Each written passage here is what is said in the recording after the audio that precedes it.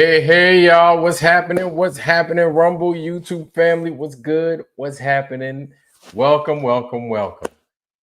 Whoo, it's been a while since we did a Friday, y'all. It's been a while, but let me get this light over there shining on my grill a little bit. Man, it's good to see y'all, man. It's good to see y'all. Welcome to Ironwork 92,000 show for the night, Flat Earth Friday. Glad y'all could join. Glad y'all could be here. Welcome, welcome, everybody. Welcome all hands across the world, all hands across the world. You know what I'm saying? It's good to have everybody here. It's good to see everybody here. I've been spotty. I've been a little bit on, off, and then, in between. But that's okay because we're here now. You know what I'm saying? So thank you for bearing with me and being patient. But, like I said, man, you've got a million other good channels that y'all could watch, right? Like me, I get lucky if y'all show up. But speaking of channels, if you have a channel, please do not wait on me. Go ahead and drop your channel in the Foundry. Make sure everybody's got access to it. And if you don't have somebody's channel, make sure you get on that person's joint. Make sure you sub to that person. All right. So I see y'all in here. JJ was happening. Rumham was happening. Was good, family. Flat Bob in the Foundry. Good to see you, sir. Harmless 5'9" on the Rumble side. What's happening, bro? Good to see our man Harmon is over here. Shannon Emerson, a blast from the past. Hey, sis, how you doing? Always good. Part of the Foundry. She's one of my day ones. Shannon Emerson. There we go. Roger Ledwell, how you doing, sir? Good to see you, man. Roger Ledwell is here. Lord Racer is here. What's happening, sir? Good to see you. Good to see you. J.R. Hartley, welcome, sir. Always a pleasure. Good to see you, sir. Good to see you. All right. Flat Bob. All right. Good to see you, sir. Welcome. Mr. Warrior coming out to play with us tonight. Okay.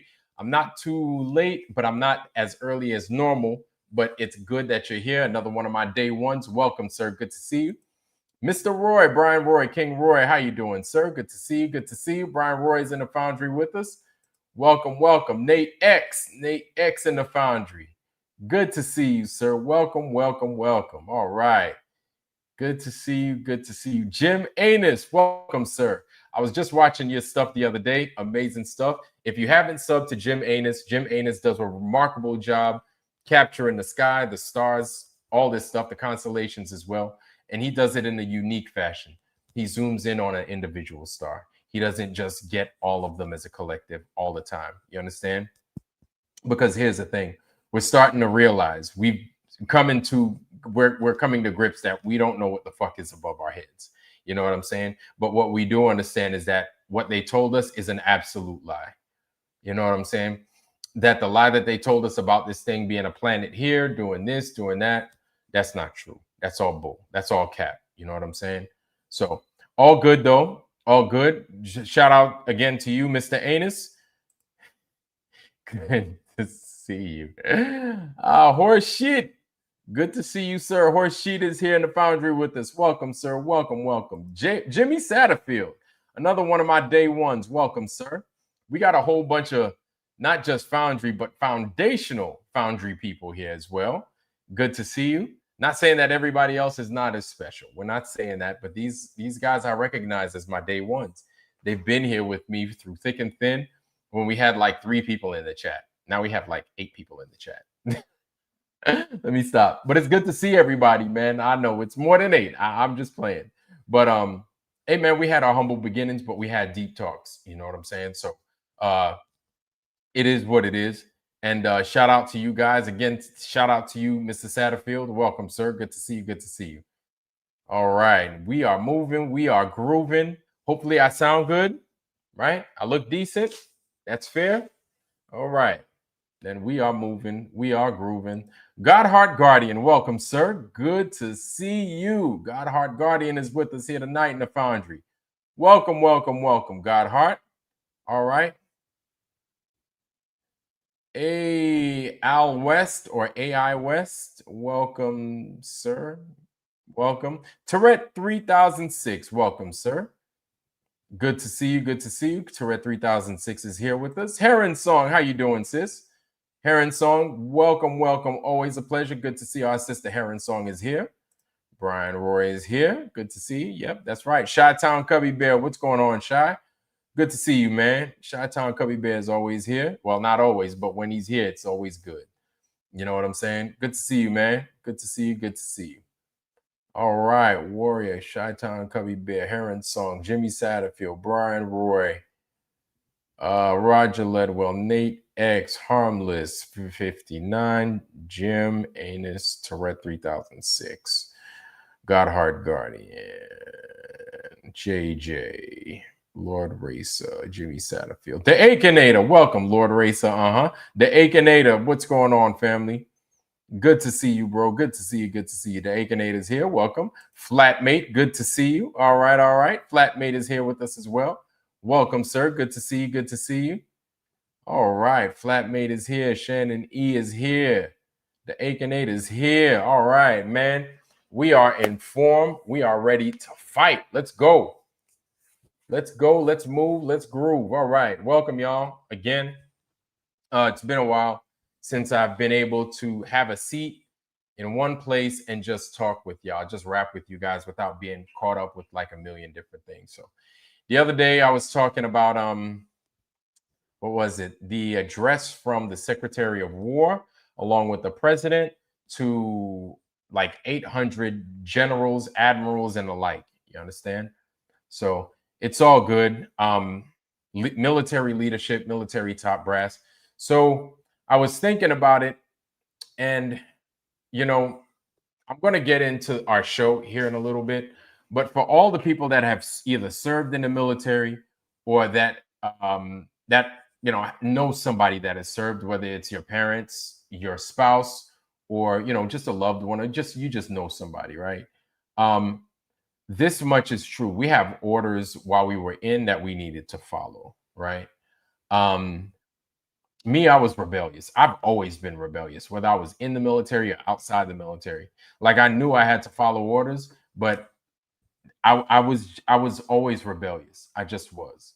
I just was. Like, you could ask me why or how I don't know how I did it, but I did. I did 23 solid, but I was still rebellious. I just didn't take any old fucking answer as gospel. I just didn't. I couldn't do it, right? But it's all good because I still served honorably, and I got my DD 214 in the clear, and I'm retired. I don't have to deal with that craziness again. However, I still had to follow rules. And I understood that if I didn't follow those rules, there would be repercussions that I had to pay. Now, what I want you guys, I understand that Pete Hegseth is a little bit of a blowhard when he talks. I get it, right? And so is Donald Trump. Much of a blowhard. I understand both of them.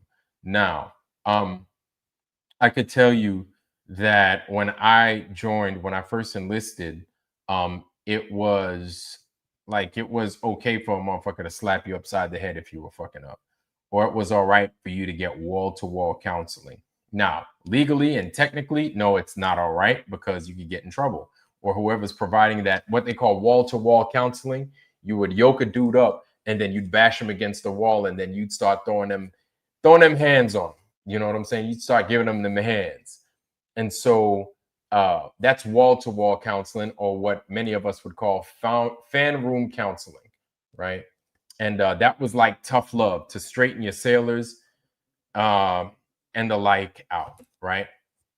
And so this was a common phenomena in the military. This is how we discipline people. As far as working out, people were a little bit more slim. I come from, I'm a child of the 80s, born in the 70s, right? And then I grew up my formative years, 80s into the 90s, 2000s, everything else, right? But like, getting bullied was a part of life. Getting into fights was normal. Getting into a lot of fights, like 2-3 fights a week, was normal. There would be weeks that I didn't get into a fight, and I'd be like, wow, this is crazy. This is the weirdest feeling. It's like I'm on this earth by myself. That's how it was, right, growing up. So I had to re-listen to Pete Hegseth again, take a step back and re-examine what he said, right? Now, as far as the beards are concerned, that's a different discussion. But Um, when I was a kid in the military, right, I expected I was going to get in a fight. I expected that I was going to get hazed. I expected that I was going to get bullied because I was like, this is the military.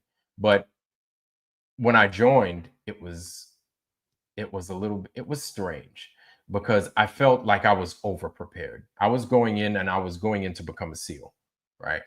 And I was like, these guys say it's the hardest thing in the world. And so I was ready for the hardest thing in the world.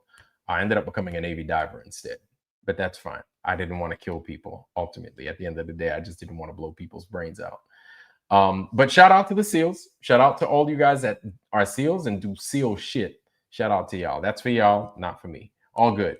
But I was over prepared as far as like PT's concerned, my mind and everything else. What I did notice was that there were a lot of people that were missing home. They cried a lot and everything else. Some people wet the bed, right? And then they had to either get removed. And this is in 1999, right? So this is right at the turn of the 21st century. 1999, still the 90s, but we're rolling into the 2000s. And people were crying. Dudes was like, I miss home. Dudes would like go UA or AWOL. They would escape the compound on Great Lakes and they'd leave, right? And never to be found again. And they probably, whatever, they were it was boot camp. You know what it is, right? But that's just the reality of it. The way I grew up, I thought boot camp was rather easy. Navy boot camp was like easy. It was probably like some of the funniest moments I had in my entire life was Navy boot camp. And I felt over prepared, right? Uh, I would go to do PT with the SEALs every morning, and we called it SEAL PT, and that's where you got your ass kicked. That's that military workout that you're looking for and not looking for at the same time. That's where you got it. So everything Pete Hegseth, the Secretary of War, was talking about is basically what you're going to get from SEAL PT. What one would expect, that ass whooping of a workout, you would get that at a SEAL PT, right? As I was listening to his delivery to the troops, especially when it came to the physical standards of everything, there are a couple of things that we need to get clear, right? I don't agree with his delivery. How he said it, I don't necessarily agree with. But what I know and what many that have gone before me understand is that those are old school rules. That's it. Those are old school rules. This isn't anything new. He's not looking to implement anything new to these troops. You understand? Basically, what he's saying is a return to what the standards used to be. And I like, I'll be honest with you. Like, I was more caught up in what he was saying and how he was delivering it because of, how he looks and everything else. But I had to take a step back. I really had to take a step back and I had to think again. And I had to hear other people's perspective to really ground myself once again and realize, hey, you know what? I was in the military too. I did not freaking balk at people that came in out of shape. Like I frowned upon people that were out of shape because my duty, I was a CFL, a command fitness leader, right? And much of my duty was and I specialized in going after the people that couldn't pass the physical fitness test, right? Or that were physically underneath standards. And so I would go after them, right? I would go after them almost like it was almost like Nazi like, but it wasn't because I didn't like them, even though many of them said, hey, Vlad hates fat people. And I was like, I don't hate fat people. What are you talking about? They were like, no, Vlad hates fat people. I was like, no, I don't. It is what it is, but I don't hate fat people. I don't hate anybody really, except for one person I really dislike, but it's all good. Don't hate fat people. But my thing is I understood that they were in a place to where, as the Secretary of War is talking now, what he's saying is, if you do not get into shape, we will kick you out of the military. This was a thing that was starting to go down while I was probably a few years before I retired, right? I've always been in tip-top shape. I've always been like the pinnacle. I've always chiseled up, strong as hell, the example, leading by example, right? That was me, especially when it came to PT. And so uh I understood, not that people were fat. Not that, but that sometimes people lapse, right? And they need to be brought back and facing and running towards true north. In the military, that's maintaining standards, i.e., physical fitness. My thing is this: if you can maintain a supreme physical fitness, things seem to fall in place, right? Physical fitness, maintaining a discipline, and everything will fall into place. I don't know what problems people have, right? But despite what the problems people might have, if you work out, that's what I found. If you work out, like the workout will get your mind to where it needs to be, to where you'll make proper decisions that can ultimately steer you to where you need to go. So the military knows that. They know that. They figured it out. Also, that's your tax paying money. If you're an American, right, you are paying a lot of money to ensure that me and people like me were getting properly trained. We were eating right. We were seeing medical when we needed to see them, right? Because we have to maintain our bodies like this was a car, because it was still government property at a time, right? And you wanted to, not just that we get trained up here properly, but we get trained over here properly. And so it's a ripple effect, right? I Just because I don't like Pete Hegseth doesn't mean that I can't agree with a lot of what he said. It's just his delivery. Now, if you remove that ridiculous delivery of his, this is the standard. It's always been the standard in the military, right? As far as the severity on how he is going to punish people that don't shave, that's something totally different. Thank God I ain't got to deal with that, because I had a no shaving profile. I had a no shave chit for much of my career. My hair grows back real fast. I'm like, damn, Wolfman Jack out this bitch. Ow, right? Wolfman Jack, Teen Wolf. But though it grows back real quick, the military wants you to shave it down. They're not thinking of the redheads out there with the curly hair. They're not thinking of black people because your face gets bumps. But they do, because they give you a shaving profile. Pete Hegseth, right, sounds as if he is a racist, because that's the first thing I thought when I heard him say, if you have a shaving profile for too long, we're kicking you out. Ultimately, at the end of the day, those are the rules. I don't agree with them. But guess what? They are the rules. Them be the rules, right? And I don't like it. I still have my inkling towards him feeling a certain way about a certain group of people, but those are the rules he wants to make. Then those are the rules. As far as shaving is concerned, now I'm not even going to get into why people need to shave, but it fucks up your face. After a while, it fucks up your face. Not allowing your facial hair to grow and constantly shaving, your face gets fucked up. Whether you have straight hair or curly hair, it fucks up your face, right? It's all good though. It's all good. No excuses. Just you got to get it done.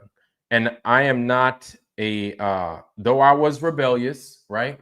I grew into who I was as a sailor and as a man, and I followed the rules. I followed the rules because my job, to me, the most important thing were the sailors around me. How can I protect my sailors? How can I take care of my sailors? How can I ensure that the sailors go home and they're smiling and they want to come back to see Chief? Like, Chief, man, happy as fuck. You know what I'm saying? How can I do that? How do I accomplish that? So my ethos, I had an ethos. Yes, I did. Haven't seen it in a while, but basically it came up to this. It came down to this. I got to feed my guys. I got to make sure my guys can eat. I got to make sure my guys are smart. I got to make sure my guys are getting paid. I got to make sure my guys are getting laid. I got to make sure that my guys are getting worked out. And then these 5 things, Oh, 6.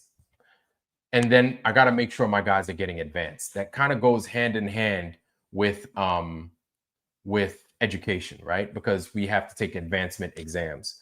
So I took over while I was in. I took over for education, as well as physical fitness. Those were very important to me. So I hammered. They were like the basics, right? The basics for the sailor is your knowledge base as well as your physical fitness. So I hammered whatever their rate was, whatever their job was, I hammered that into my sailors. But before that, every morning we were out on the grinder. I was beating their ass. And my specialty, as I'd mentioned before, was were bigger bodies, right? They were more robust people. People call them fat boys, whatever. I'm not going to disrespect nobody like that. They were a little bit more heavy.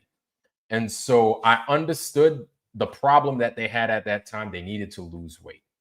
Okay, bad diet, poor lifestyle, we're going to fix that. But you're going to get your ass whooped. You're not going to like me for a while. And the way it works is when you get out into the fleet after boot camp, a lot of the physical fitness training falls to the wayside. Depending on what you do, if you become like a SEAL, Navy diver, EOD, SWIC, you're going to be PTing like two times a day, right? On top of that, you're doing your job, which is extremely physical, right? And even when I was a diver, I was diving like 2 dives a day. But before that, I was working out. Like in the morning, I was doing underwater weight belt races.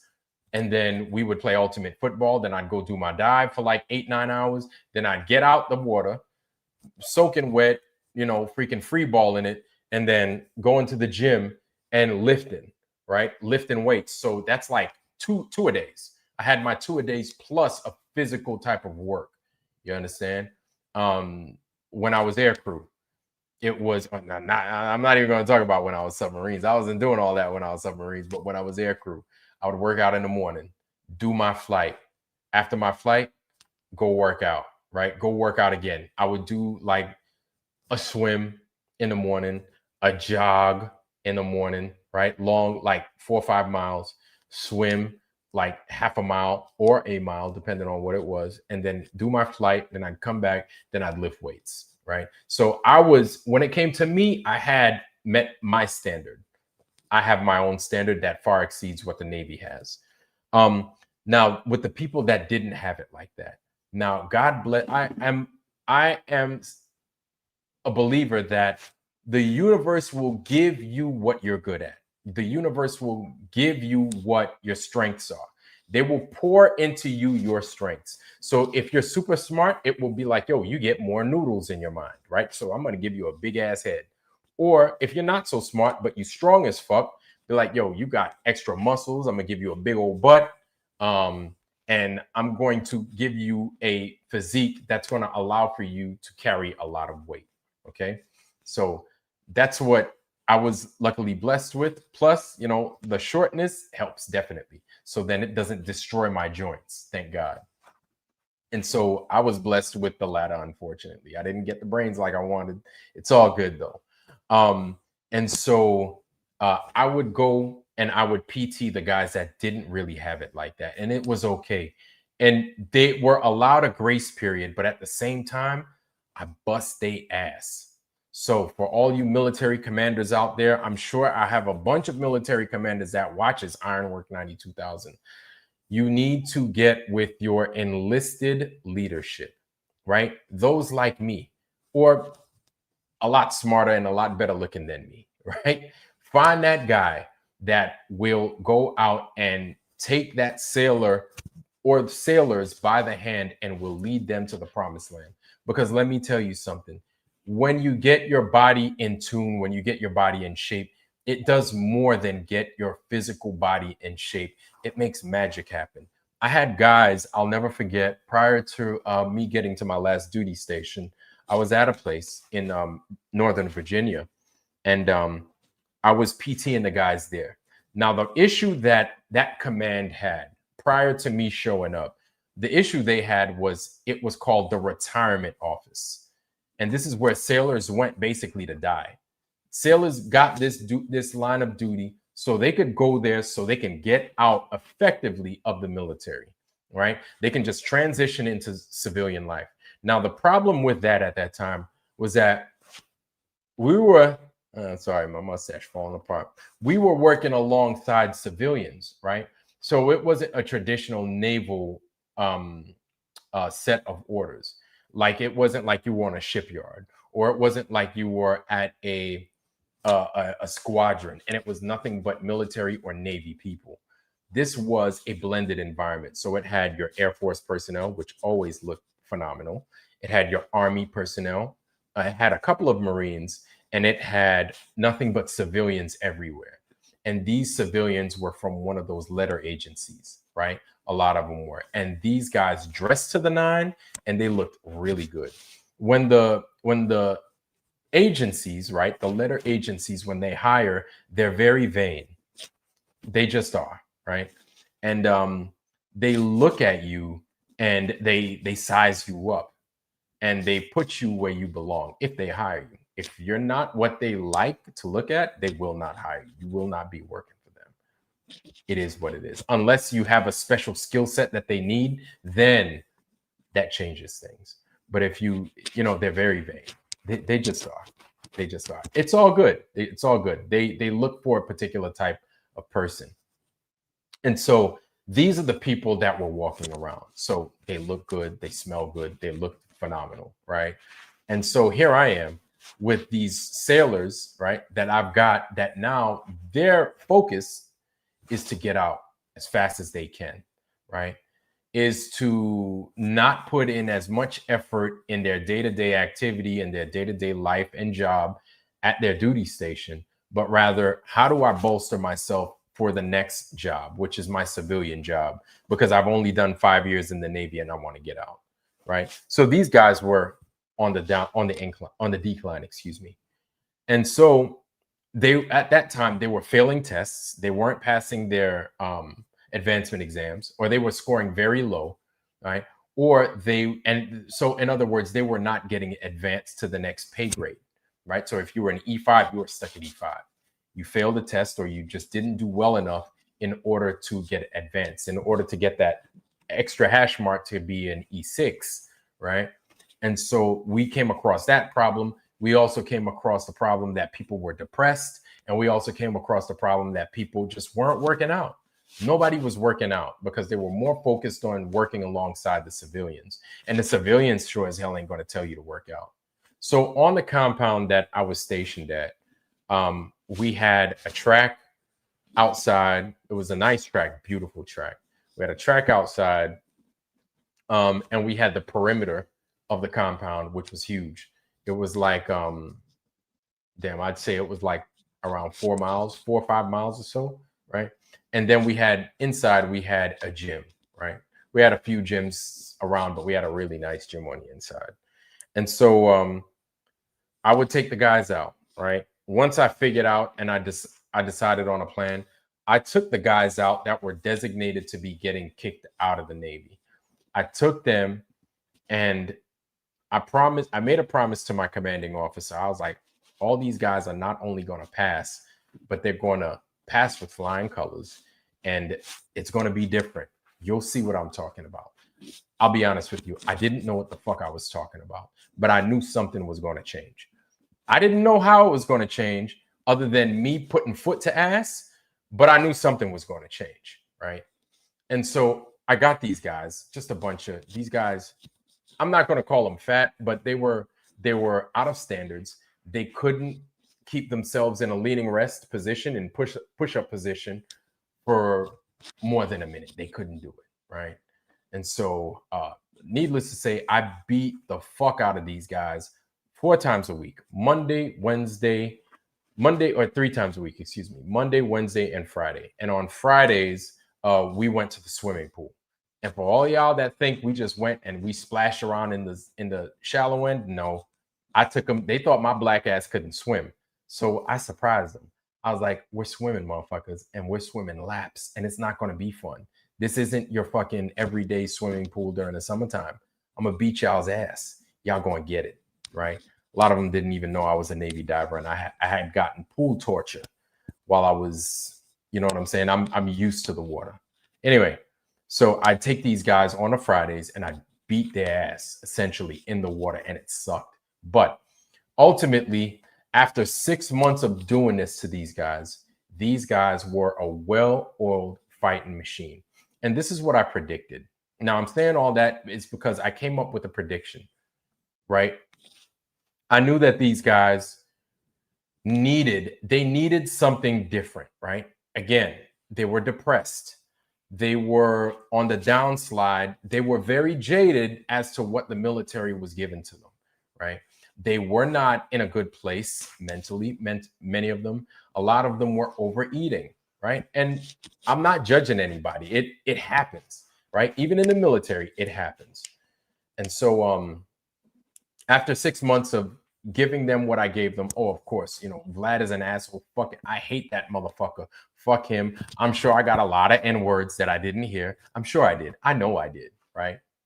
But after 6 months, these guys came out. The amount of, I can't remember, I wrote it down somewhere, I'll come find it. But we lost with 17 of those guys, we lost close to 200 pounds worth of weight. But it's not the weight that was the concern, because you had to get taped and you had to get measured prior to taking your physical fitness test. So these guys had to get measured as well. You have to measure the neck, you have to measure your waist. For the women, you have to measure the neck, you have to measure the waist, you have to measure the hips as well, right? And if these guys fall outside of standards, they would fail their test just by measurements, just because of measurements, right? If they do not pass their measurements, they will fail. That is an automatic fail. They will not be allowed to take that physical fitness test. That gets put inside their record, and then they can get put up for a medical review board, and then ultimately they can get processed out of the Navy. So you could be the smartest Joe out there, and the Navy will be like, you could be smart as fuck, we don't care. You're not maintaining a physical standard, we're going to get rid of you. These are the types of people that I had here at PT every morning, right? Anyway, took care of them. These guys were solid. After 6 months, I had a well-oiled fighting machine. Not only that, many of these guys couldn't pass their exams. I knew I was getting a double whammy because of that. So after experiencing that myself and hearing Pete Hegseth speak the other day, I knew what he wanted, but I feel it was his approach. It was how he delivered what he wanted. You know what I'm saying? It was his delivery to those that were listening. And I'm like, man, you can't come out here and be that young and be a Fox host and be fucking up because you're, spilling secrets on Signal and think that these people are going to respect your word and they're going to respect you. Well, here's the thing. You have to respect them if you're in the military, him as the Secretary of War or the Secretary of Defense, whatever you want to call him. You still have to respect the position. You may not have to respect the Mr. Hegseth, but you have to respect Secretary of War. You have to respect the words coming from his position as the Secretary of War. And if you are a sailor, soldier, Marine, airman, or cadet, Space Force, y'all, right? Or cadet, you have to follow those orders. If they are lawful, of course. If they're lawful, follow those orders. Now, I know a lot of people are getting discouraged.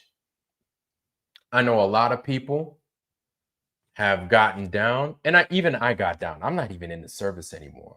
You know what I'm saying? I got down for a little bit, but I needed time to think about it. Because my thing is, when you start to feel good because your body can do things that maybe at one time it wasn't capable of doing, or it hadn't been able to do certain things for a long time.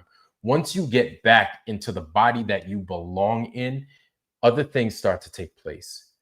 Your attitude changes, your mood changes, the amount of energy that you have to give to not only to your work, but to other people, that increases.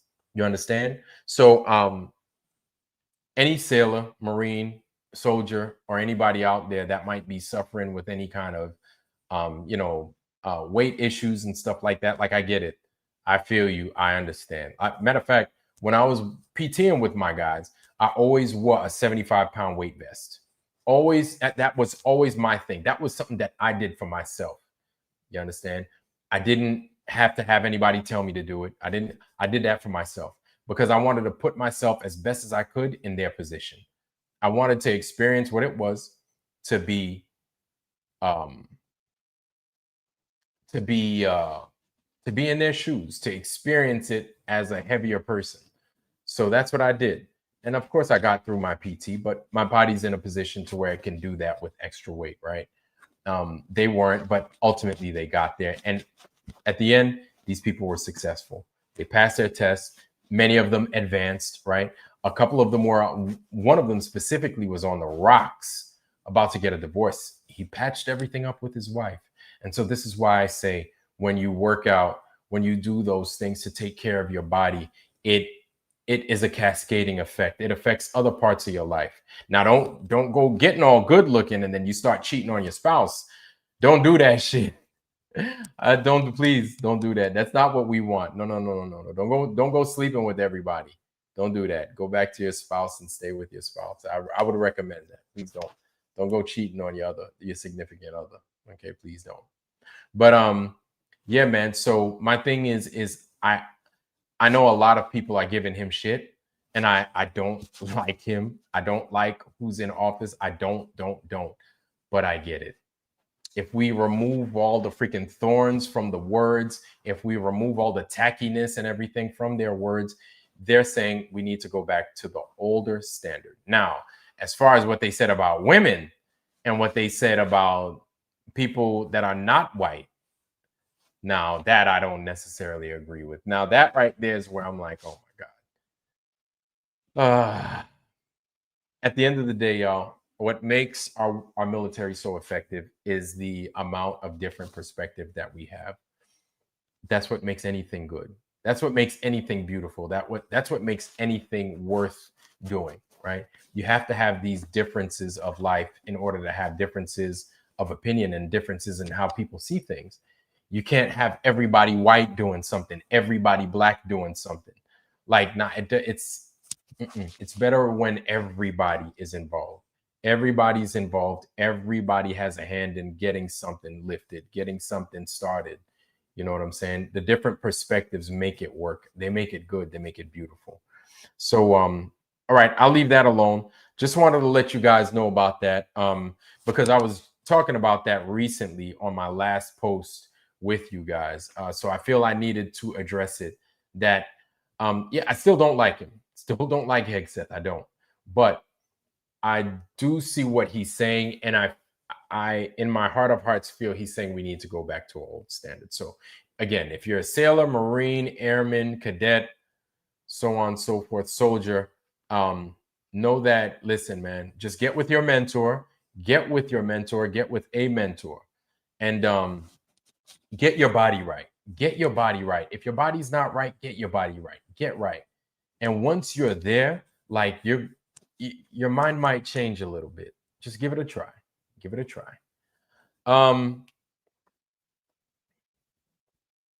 You know, so yeah. Mr. Sullivan, Zach Sullivan, how are you, sir? Good to see you. I haven't seen Zach Sullivan in a while. Good to see you. Know you got lost in your research for a little bit there. Started sounding like Lindsay. Lindsay, what's his name? The Australian dude. Yeah. Yeah, I'm in school succession. I am. Oh boy. Yeah, man. So I'm here. I'm at my house, man. I'm at my house. But yeah. The good news is that we are here and we have each other. That's the good news. We still have each other. And let's move on to the next thing. Let's not talk about Pete Hegseth and Donald Trump no more, okay? Because we already know that these guys are on some bullshit right now. It's all good because at least if I could give you that, you could understand based off of what I experienced where some people might be thinking. So just to put your minds at ease. So I know there are many of you guys in there that might know somebody in the military or that might have somebody in your family in the military. Um, no, no, no, no, no, no, no, no, no, no, no, no, no, no. I am not recruiting for the military. Never in a million years. No, sir. That's not happening. I am not recruiting for the military. No, I wouldn't do that. Mm-mm. No, actually, to the contrary. But I'm not going to talk bad about the military. I learned a lot while I was in. I got a lot out of the military. Um, yeah, I feel you. Hey, fill in the blank. I feel you. I feel you. Partial in your stream. No, no, no. Yeah, you did. You did. You did. I was just explaining, Phil, the whole craziness with Pete Hegseth talking to the generals and admirals along with Donald Trump. That's really all I was talking about. And just seeing it from a different lens, a different perspective, and why they were taking that hard angle that they were taking. Really, really, that was it. But moving on. So the other day, I don't know if you guys saw it, but the other day, I was watching, because we're shifting gears right now, so please forgive me. That was long-winded. I was watching Feed Your Mind. Let's talk about some flat earth shit, shall we? But before we do that, let me greet my Foundry people, my Foundry family. We got Maria Walker over here. Maria Walker out there hiding and shit. Good to see you, sis. Maria Walker's here with us. Marcy Chan is here with us. Marcy Chan over there hiding too. Pebbles is here too. Oh shit. We got Femme Fatale in here. The Femme Fatale, they're here, y'all. We got Maria Walker, Pebbles, Marcy Chan, she's here. Oh snap! We just need Barbara. Barbara needs to be here. Barbara, Jehovah's daughter. But it's good to see you, ladies, man. It's always a pleasure. Tarita Cirque's not here. She's asleep. I know she's asleep. She was saying, "Yeah, I'm going to sleep." You know, so it's good to see you. Good to see you. Three Big Buddy Bob. Welcome, sir. Good to see you, man. Hopefully everything is good with you and your family. Welcome, welcome, welcome, welcome, welcome. Seabass 516. Good to see you, sir. Welcome, welcome. It's always a pleasure. Flat Earth to Hyperborea. Good to see you, family. Magnetic North, indeed. Yes, sir. Yes, sir. Good to see you. Good to see you. Yeah, man. We are moving. We are grooving. Heron Song. I think I saw you already. I bugged you already. Yes. You and Chi-Town Cubby Bear. I got both of y'all. Yes, I did. Yes, I did. And Zach Sullivan, I got him too. Yep. I just want to make sure I'm doing my due diligence, y'all. Bear with me. Bear with me. J.R. Hartley, Harmless. Right. Zach Sully. Maria Walker. Yeah, Jim. Heresy Seed, how you doing, sir? Heresy Seed is here. Actually, I think I said what's up to you. No, I didn't. But I'm just so used to seeing Heresy Seed. Right. Good to see you. I don't know if Nano CBD is here, but if you are Nano CBD, welcome, sir. Welcome. Good to see you. Fill in the blank. Good. Fill in the blank. Oh, now I get it. Fill in the blank. Okay. That's what's up. That's funny. Good to see you, though. Fill in the blank. All right. Baphomet that. All right. Welcome. Welcome. Welcome. D-Man. Good to see you, man. D-Man's here. FE Nation is here. Oh, snap. Yeah. Good to see y'all, man. Good to see y'all. All right. All right. Welcome, welcome, welcome. Okay. So we are down there, and it is good to see you guys. It is always, always, always good to see you guys. Always a pleasure. And I'm glad that you could join us on Friday. Now, I don't know if you guys saw the latest from our man, our family, comes from time to time. Feed Your Mind TV, right? So Feed Your Mind. We're going to share that. And we're going to share this. I don't know if you saw it, but we're going to share it. We're going to talk about it a little bit. It's not too long. It's only 5 minutes. So before I start running the rest of my mouth, let's let him cook a little bit. This Feed Your Mind, so I came across some pretty interesting news about NASA. So if you ask someone what does NASA do, people will probably say, well, they have something to do with space. They're a space agency. Maybe they'll say something about them being on the ISS or satellites and stuff like that. Well, it turns out you'll be wrong, because NASA just publicly announced that they are actually a spy agency. Trump executive order quietly declared that NASA is now a spy agency. What? How? You know what I'm saying? A spy agency. My Lord. But before I continue, True Earth Whisperer, what's going on, family? Good to see our brother True Earth Whisperer is here. And hey, if you guys didn't remember, True Earth Whisperer just dropped a book recently. So if you ain't got it, I suggest you get it. Hold on now. Hold on. Let me go ahead and drop that. Let me go ahead and give that to y'all.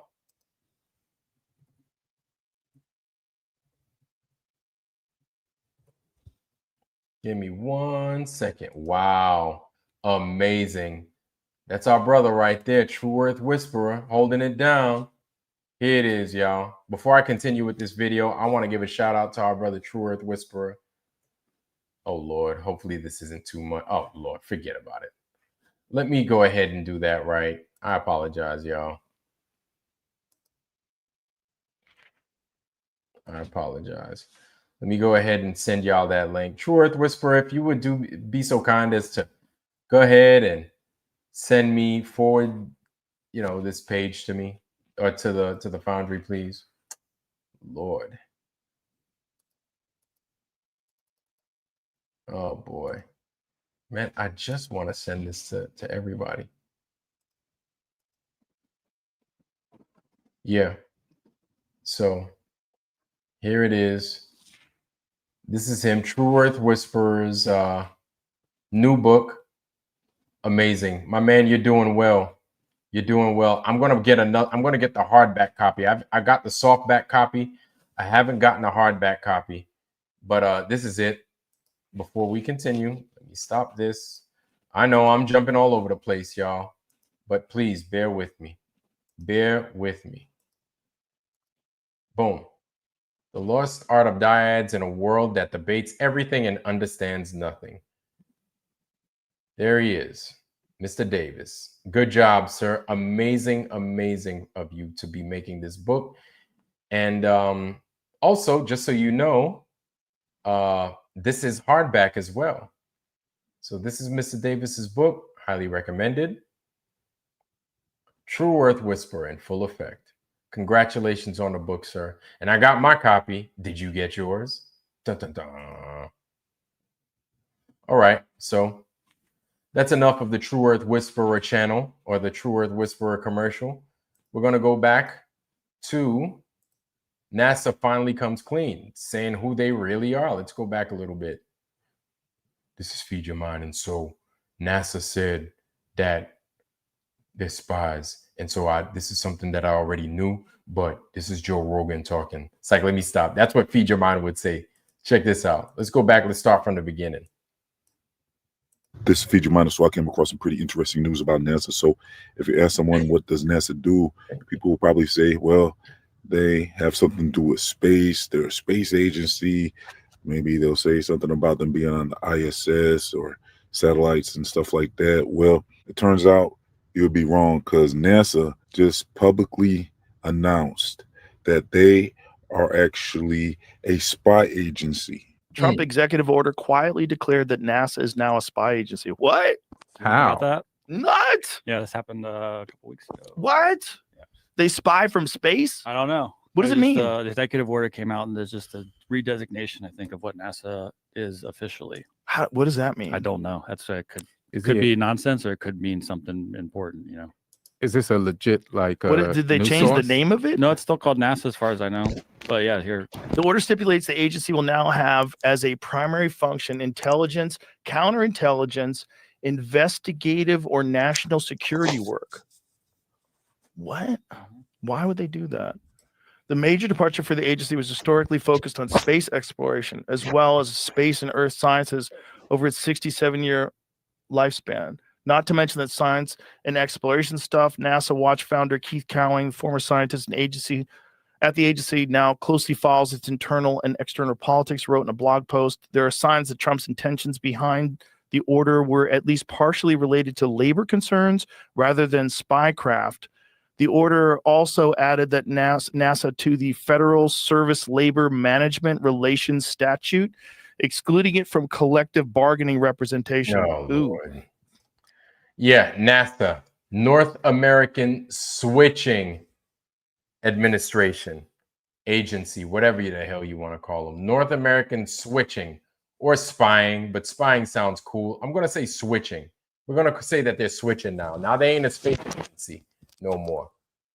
Now they're a spy agency. Okay, let's continue. The news that NASA will now be a spy agency was seemingly overshadowed in the media by the president's elimination of union rights for thousands of federal employees mere days before Labor Day, despite multiple lawsuits challenging the change. So this comes from an executive order that was signed back in August. So it sounds like Trump had them sign something where this changes NASA's main priority from being a space agency to a spy agency. And it's official now. So they released a statement and everything. And so this happened back in August. And that seems to be right around the time or right after the big announcement that NASA was going to be going back to the moon. They said NASA should be back to the moon by the time Trump's term is over. So they're also saying they want to go up there and start putting bases up there and working on getting a nuclear reactor up there and all types of stuff like that. So I find that interesting that all of a sudden they're changing their main priority as a company to be a spy agency. Is it possible Trump found out that NASA is not really a space company and he wants to come clean and make sure that he changes their name because he saw that they're actually a front company that's not working on anything to do with space? So let me know what you think about this. And so with this whole name change and priority change, it looks like NASA's primary function will be now intelligence and counterintelligence and investigation work and national security work. So how is this the main priority of NASA? Aren't they mostly focused on space exploration? I find that very strange. Maybe that has something to do with why they have such trouble getting past low Earth orbit. Maybe this is why there's all these private companies looking like they're doing space exploration now, like Blue Origin and SpaceX. And so to kind of brainstorm on this new policy change for NASA, I'm wondering if this has anything to do with satellites, perhaps. Now, it looks to me like NASA has some type of advanced technology that they're saying is satellites, but what really are satellites is the question. I go over all this in my satellite playlist, plus my space program playlist covers a lot of stuff as well. But we see that people have said they saw the Starlink satellite system in the sky. And so I wouldn't put it past NASA to have some type of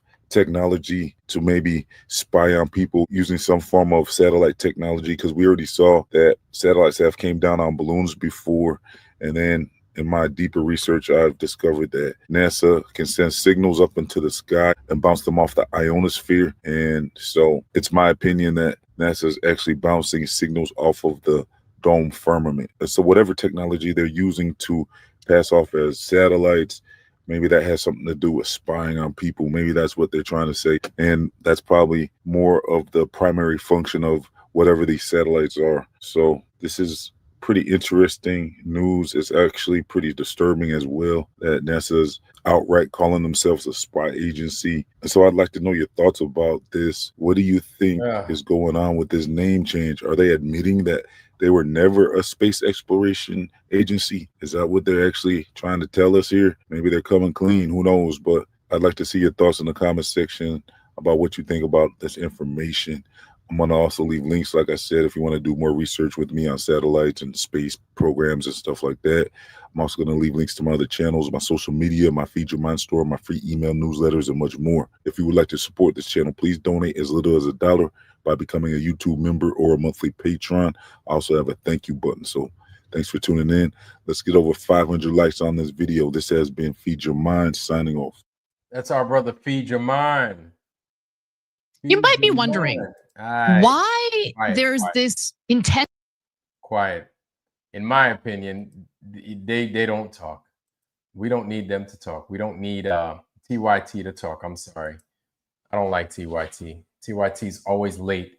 You know, here's one thing. We'll talk about Feed Your Mind real quick. But you know what I don't like is this new alternative media, these people on the web that are talking about, oh, you know, we have to get the news, this and that. And it's like, yo, there's shit going on. Like, you're now talking about Israel. You motherfuckers are so fucking late. Like, Like we can't take you motherfuckers serious. You know, it's that I feel these guys are so caught up with making money from YouTube that they just don't want to deliver the truth. So they're in my opinion, they're no different than the normal mainstream media. If you're letting yourself be regulated, excuse me, by the synagogue of Satan, all because you're telling the truth, and you're like, oh, I can't say that. Like you're no different than the goddamn news. You're no different than CNN. You're no different than Fox. You're no different than C-SPAN. You're no different than MSNBC. You're no different. You're no different. So I don't feel like, I'd really love to put stock inside of guys like Jimmy Dore and TYT, but TYT had a chance, man. These guys got bought out. They're all about money. A lot of these people are fucking opportunists.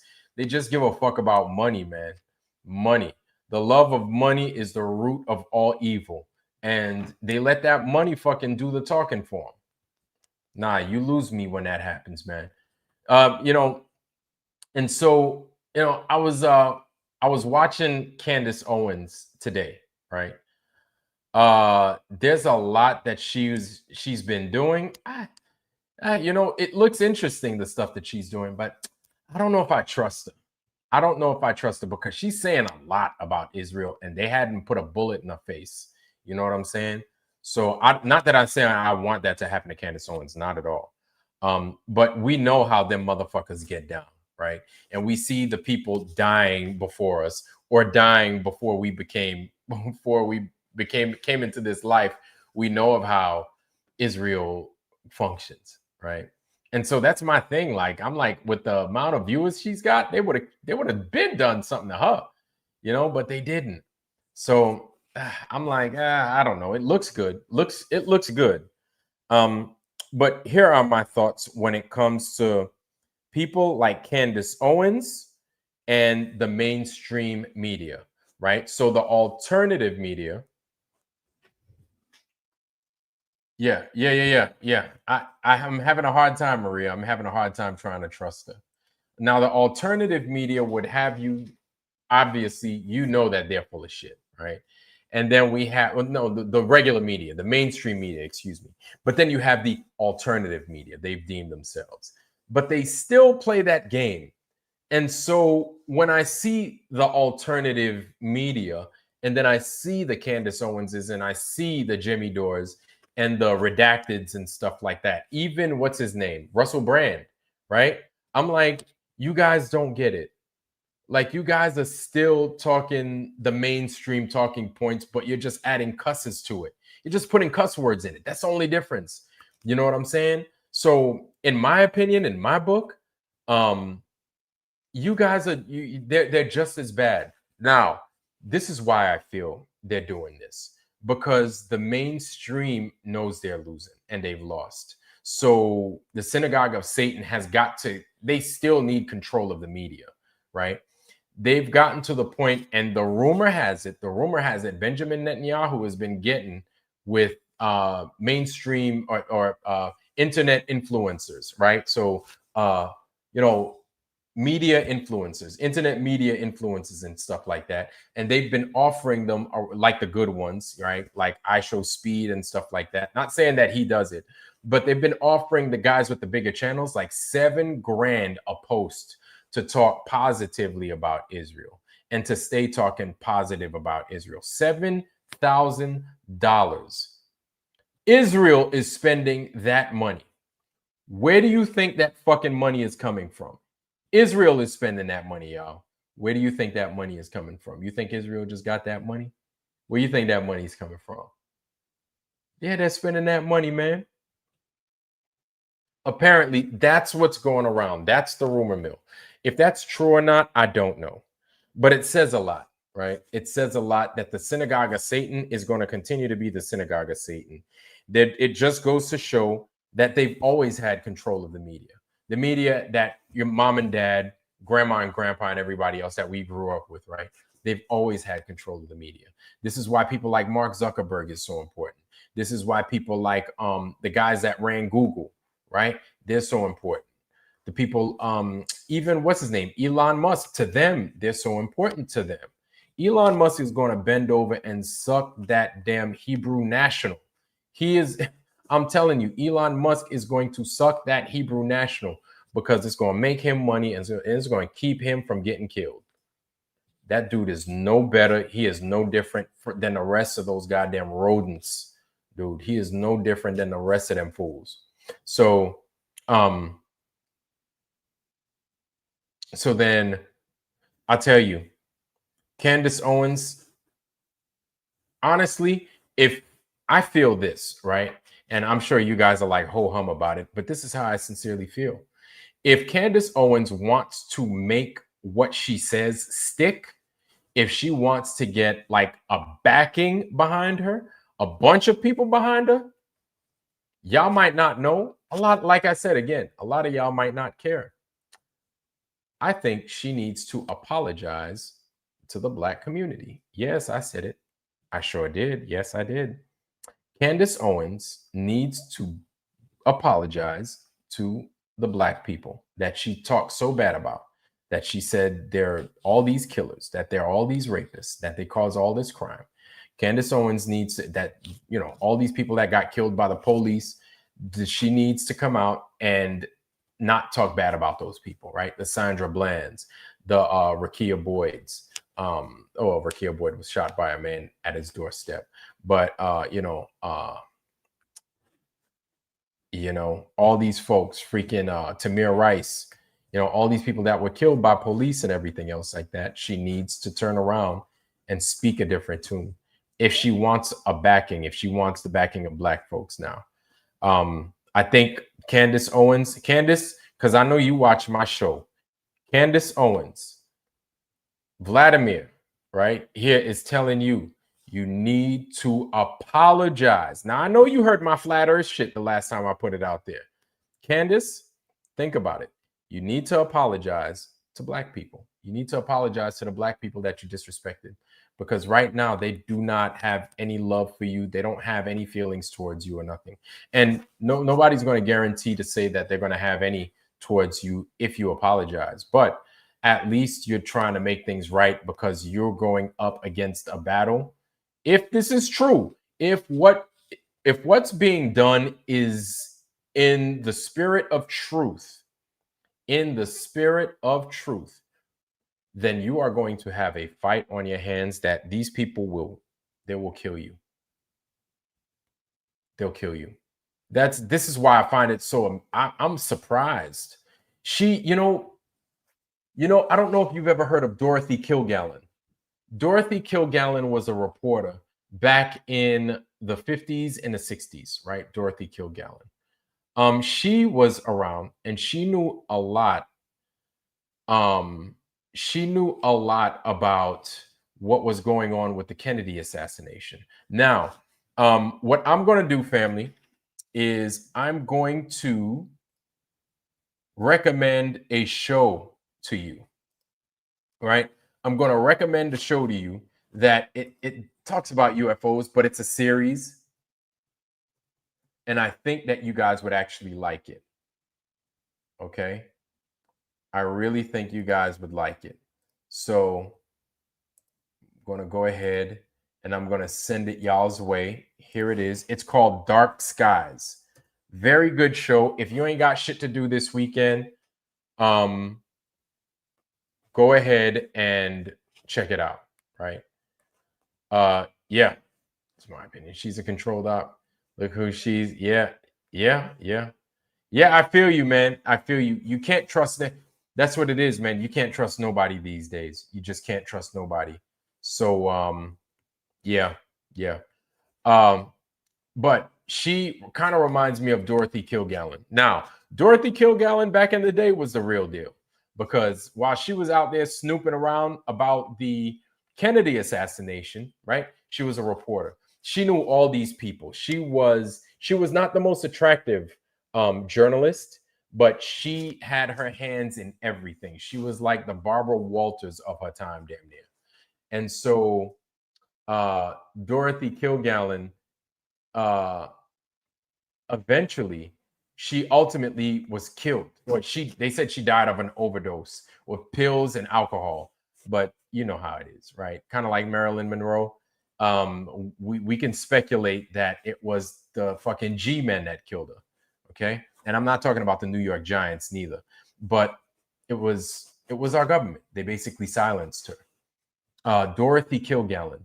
I almost felt as if Candice Owens is on the same. Yes. Okay. So logos focus. I guess you understand. And so it appears that a lot of you guys know who Dorothy Kilgallen is, right? She did that talk. She did that walk. And then it ultimately costed her life. So I would highly recommend learning and looking at who Dorothy Kilgallen is and how she met her untimely demise. I feel that Candice Owens should have been met her untimely demise. The way she's talking about the synagogue of Satan like that, with such a big platform, and nothing's happened to her. Like I am like overwhelmed with amazement as to how that's not possible. And this is why we don't trust her. You understand what I'm saying? Because if it was anybody else that had that kind of pull, that had that kind of platform, like you would be silenced one way or another, right? Or they would find a way to harm you or your family. That's what because that's what they do. That's what they do. And that's what it is, man. Like I feel y'all on that. And don't worry. Who in these last event did not consider it a hoax? Yeah. Fake testimony, actors. Yeah. So that's what it is.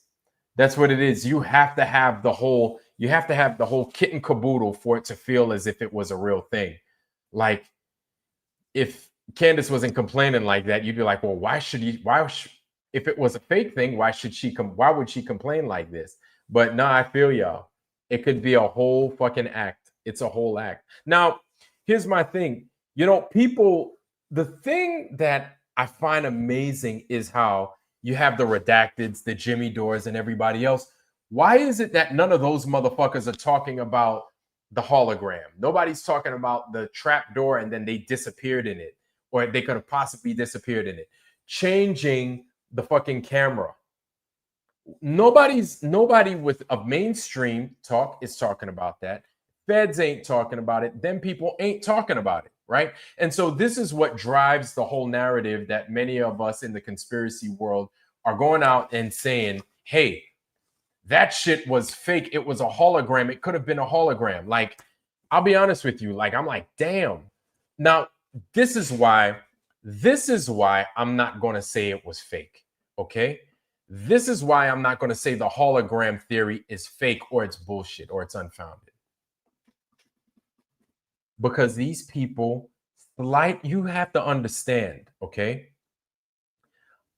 The United States invests a lot of money in tricking you, in tricking me, in tricking everybody. They invest a lot. These are called psyops. They invest a lot of money on stage production. You gotta you must know this. Don't think that it's supposed, if it wasn't, don't think that, oh, well, I saw it and it looked like, I know what it looked like. But it was still, they still blurted out. It still had the inconsistencies when you had those guys do their due diligence, they slowed it down. They showed that there was an AI effect. You had that one where it showed the guy putting a chair on a table and then the chair legs went through the table. And then I'm like, wait, how did that happen? Plus, my thing is, coupled with that, how long were you running AI for that to happen? Right? Because if this guy, while this commotion is going on, is trying to put a chair on a table and then the table legs go through the table, that's obviously CGI AI effect, right? How long was that production built by AI? How long was that AI generated? Or was the whole thing AI generated?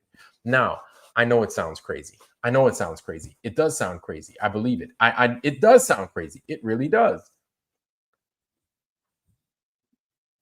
Who here knows who David Copperfield is? Put a 1 in the chat if you know who David Copperfield is. Just a 1. Just drop a 1 for me.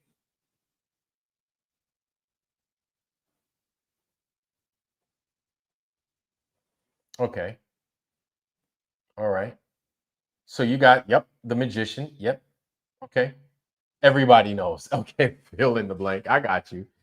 David Copperfield. Okay. Who knows who Harry Houdini is? You guys know who he is. Harry Houdini. Right. He has tenure in Vegas. The Illusion. Listen, I don't know when he fucking did it, but David Copperfield, if you guys are fucking familiar with anything that he's done, what is his greatest fucking act? What was David Copperfield's greatest act? Anybody, I don't care if you're first or last. What was his greatest act? Put it in the chat. What was David Copperfield's greatest act? Put it in the chat. Go ahead. I'm not even going to say it. Maria Walker, thank you very much. Thank you. That motherfucker made the fucking Statue of Liberty disappear.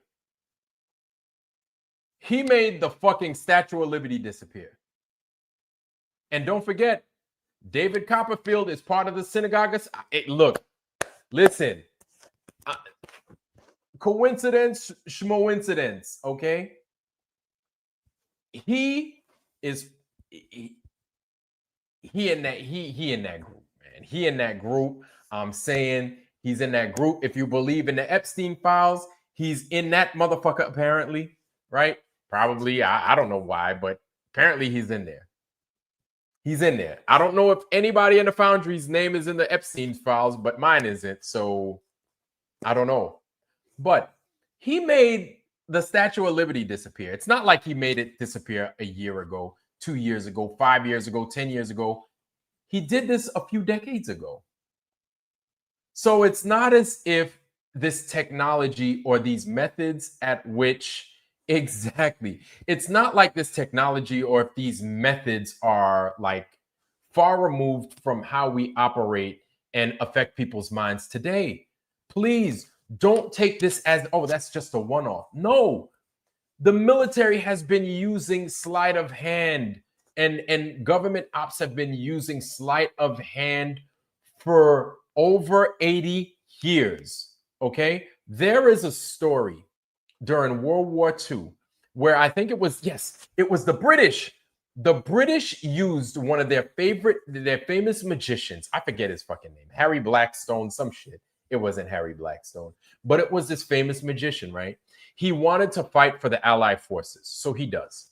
He goes ahead, and what he does is, and I think they're campaigning in Africa, if I'm not mistaken.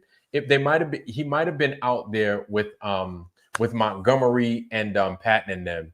And basically what he did, what he helped them do was he developed a method in which they could conceal the Allied troops and the tanks for the Allied troops.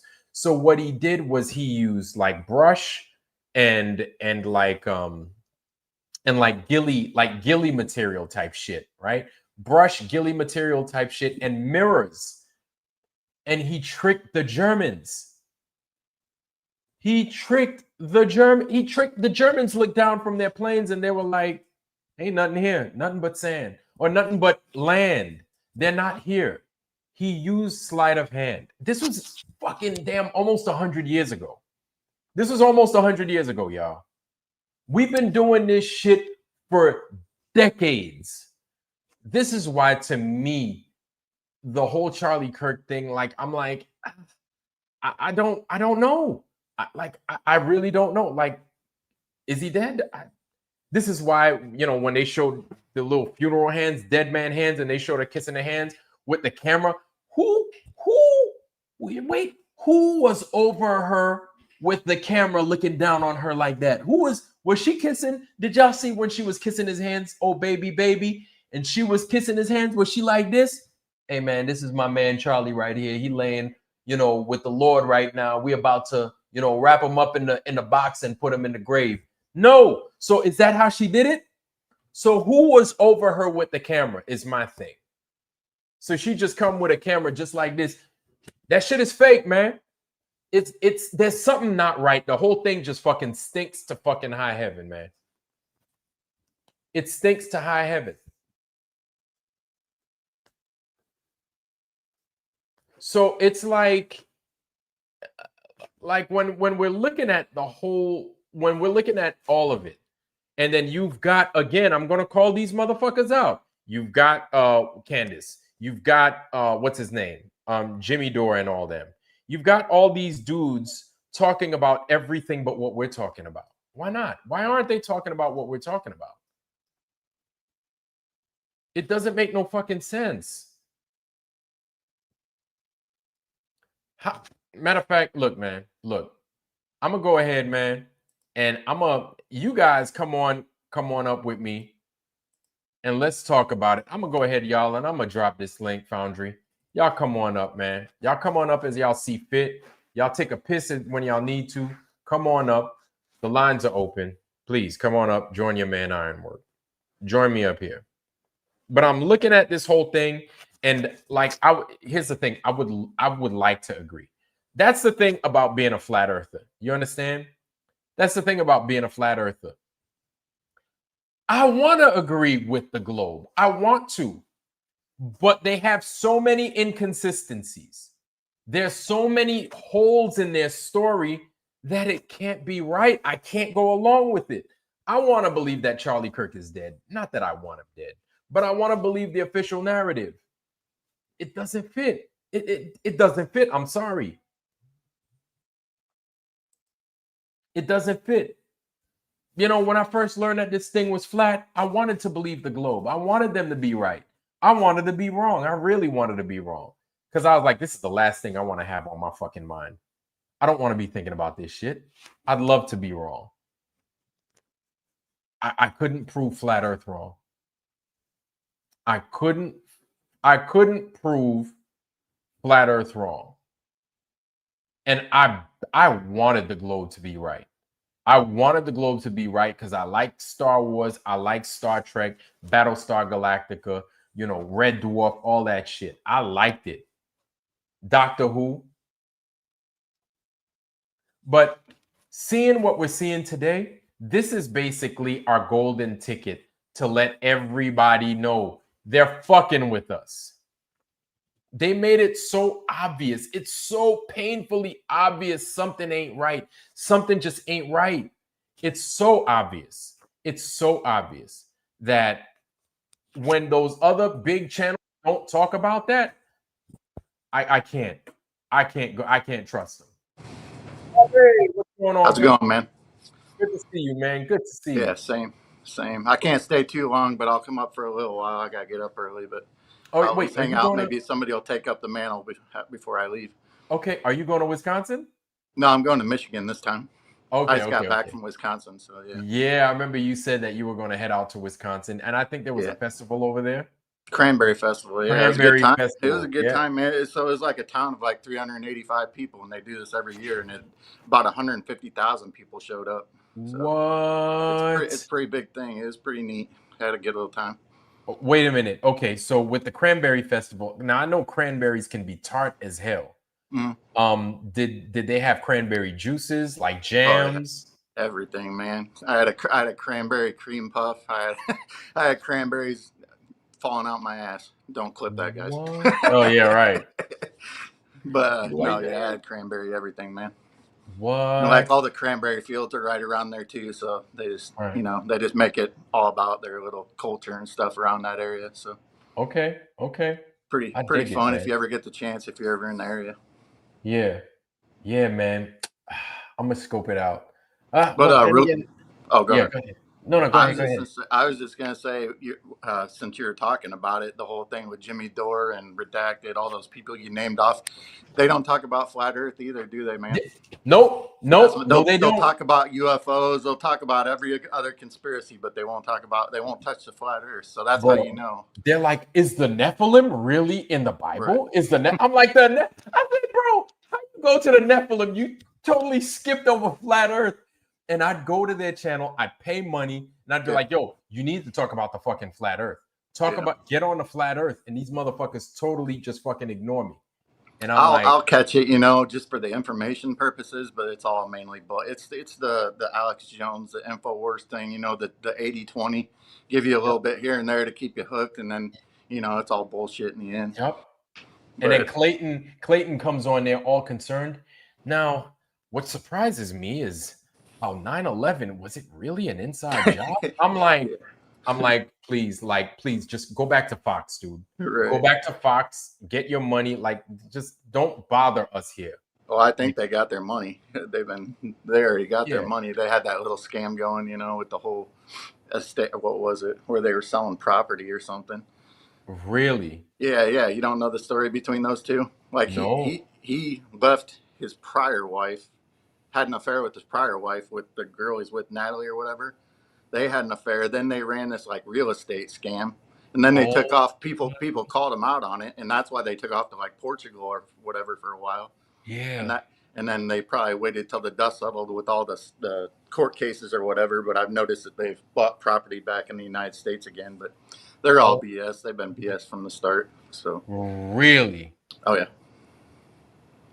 The things you don't know.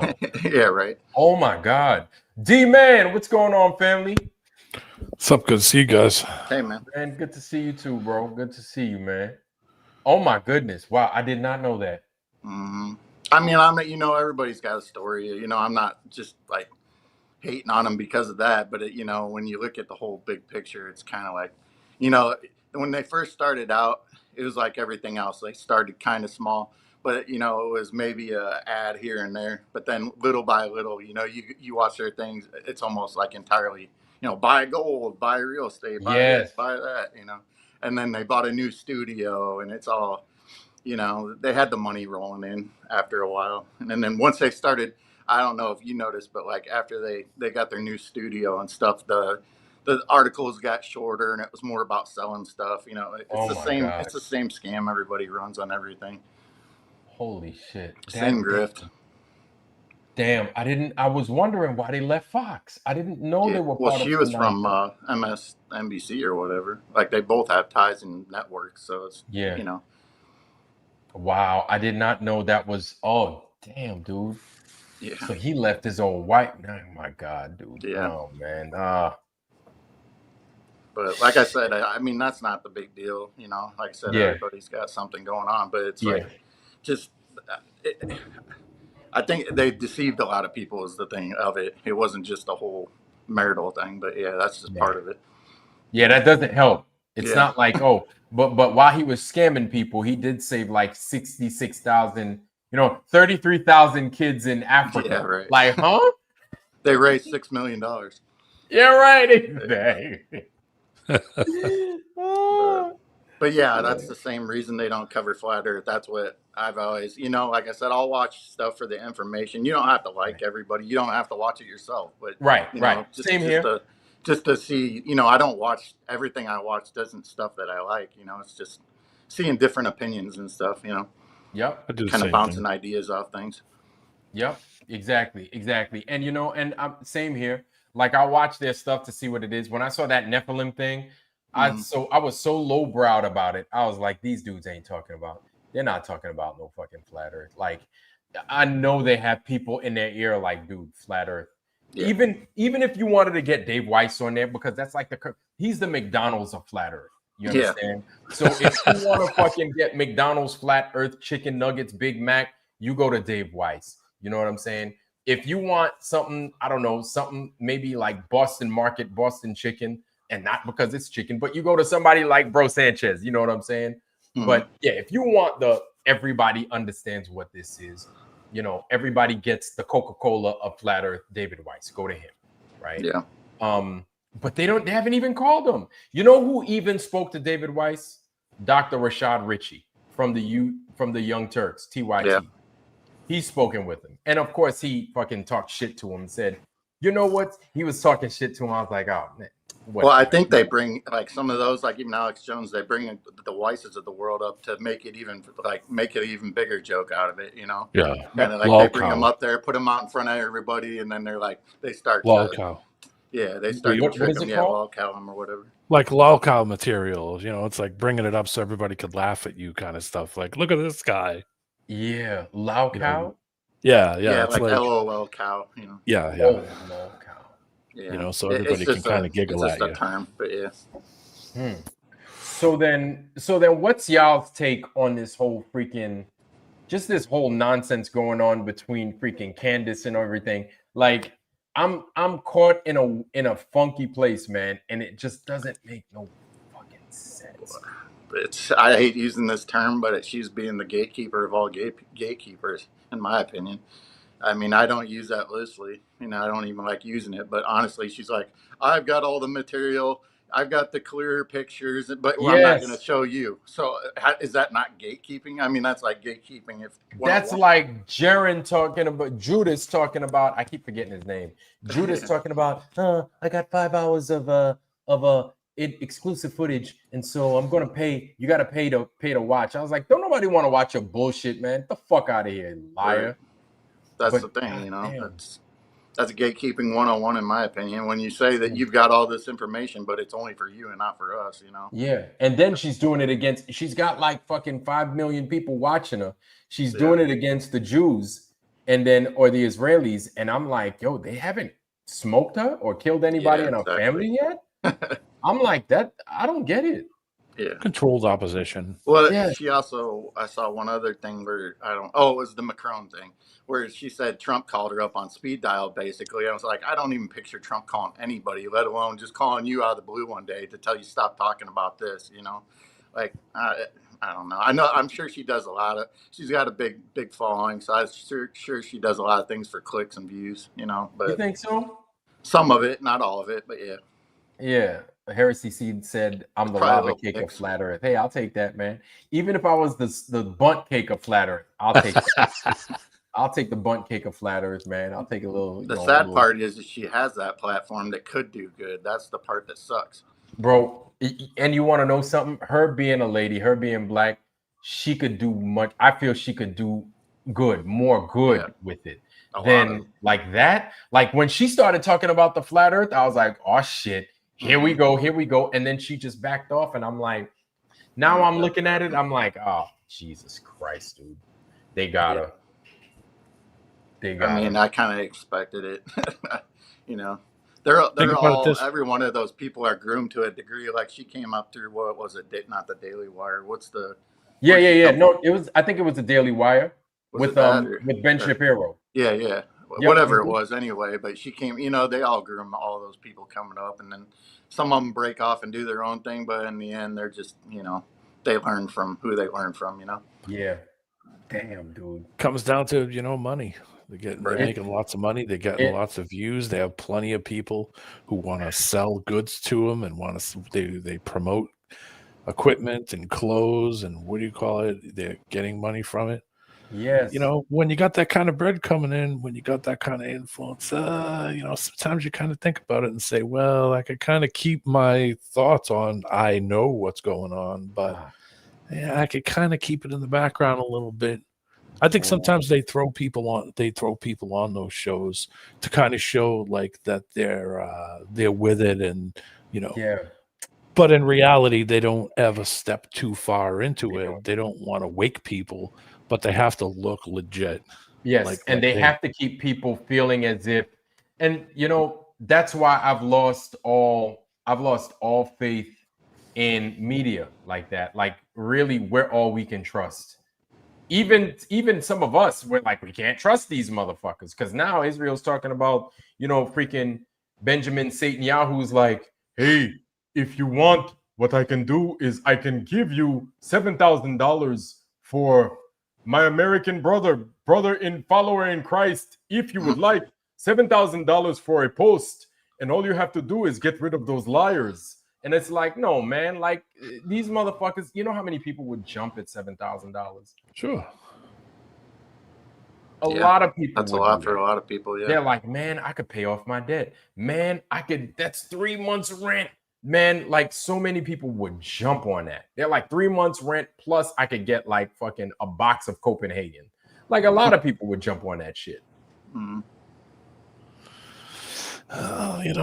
Well, that should get interesting. What is it, next October? That I think the Israeli elections will be over there, so I'm sure there'll be all kinds of psyops going on then too. Well, yeah. So. If you don't think that their election system is rigged, They you're all out of your mind. Yeah, man. Especially it's always that 98% voted for me. Oh, God. Yeah. It's like China. No one's gonna vote against that guy, and even if they did, you're gonna get a knock on the door. Yep, exactly. So they feel vote like we're to taking stay you to alive. school. Yeah, get in the car, get in the rickshaw. We're taking you to school. Yeah. It's a selection, not an election process. Yeah. So. Jesus Christ, man. That's it, man. Like we're the last ones standing. I'm not saying that as a braggart. I'm not saying that as a joke, but honestly, we just can't trust those other motherfuckers. I would like to believe that Candice Owens is doing us like justice, but it's like I don't even know if we should waste our time telling her, be like, yo, we don't trust you either. You're not to be trusted either. We don't trust you. We don't trust the synagogue. We definitely don't trust them. Synagogue of Satan cannot be trusted. But Candice, like, yeah, we don't trust you neither. Let me ask you this, Vlad. Yeah. You take the $7,000 to do the post. Do you ever go back? Do you ever say, okay, I did a month of posts, I'm done, I'm going back to saying what I was saying before? Do you think that'll ever? Do you think that would happen? You don't think that something would happen the same way, where knock, knock, knock, or hey, all of a sudden all my views are gone, or all of a sudden all my my posts are banned, or all of a sudden, or as soon as you go back to normal, back to your default setting, that $7,000 is like a fishing lure. Yeah, and then they snatch that shit back. Like that old meme with that guy with the dollar bill. Yeah. You almost got it.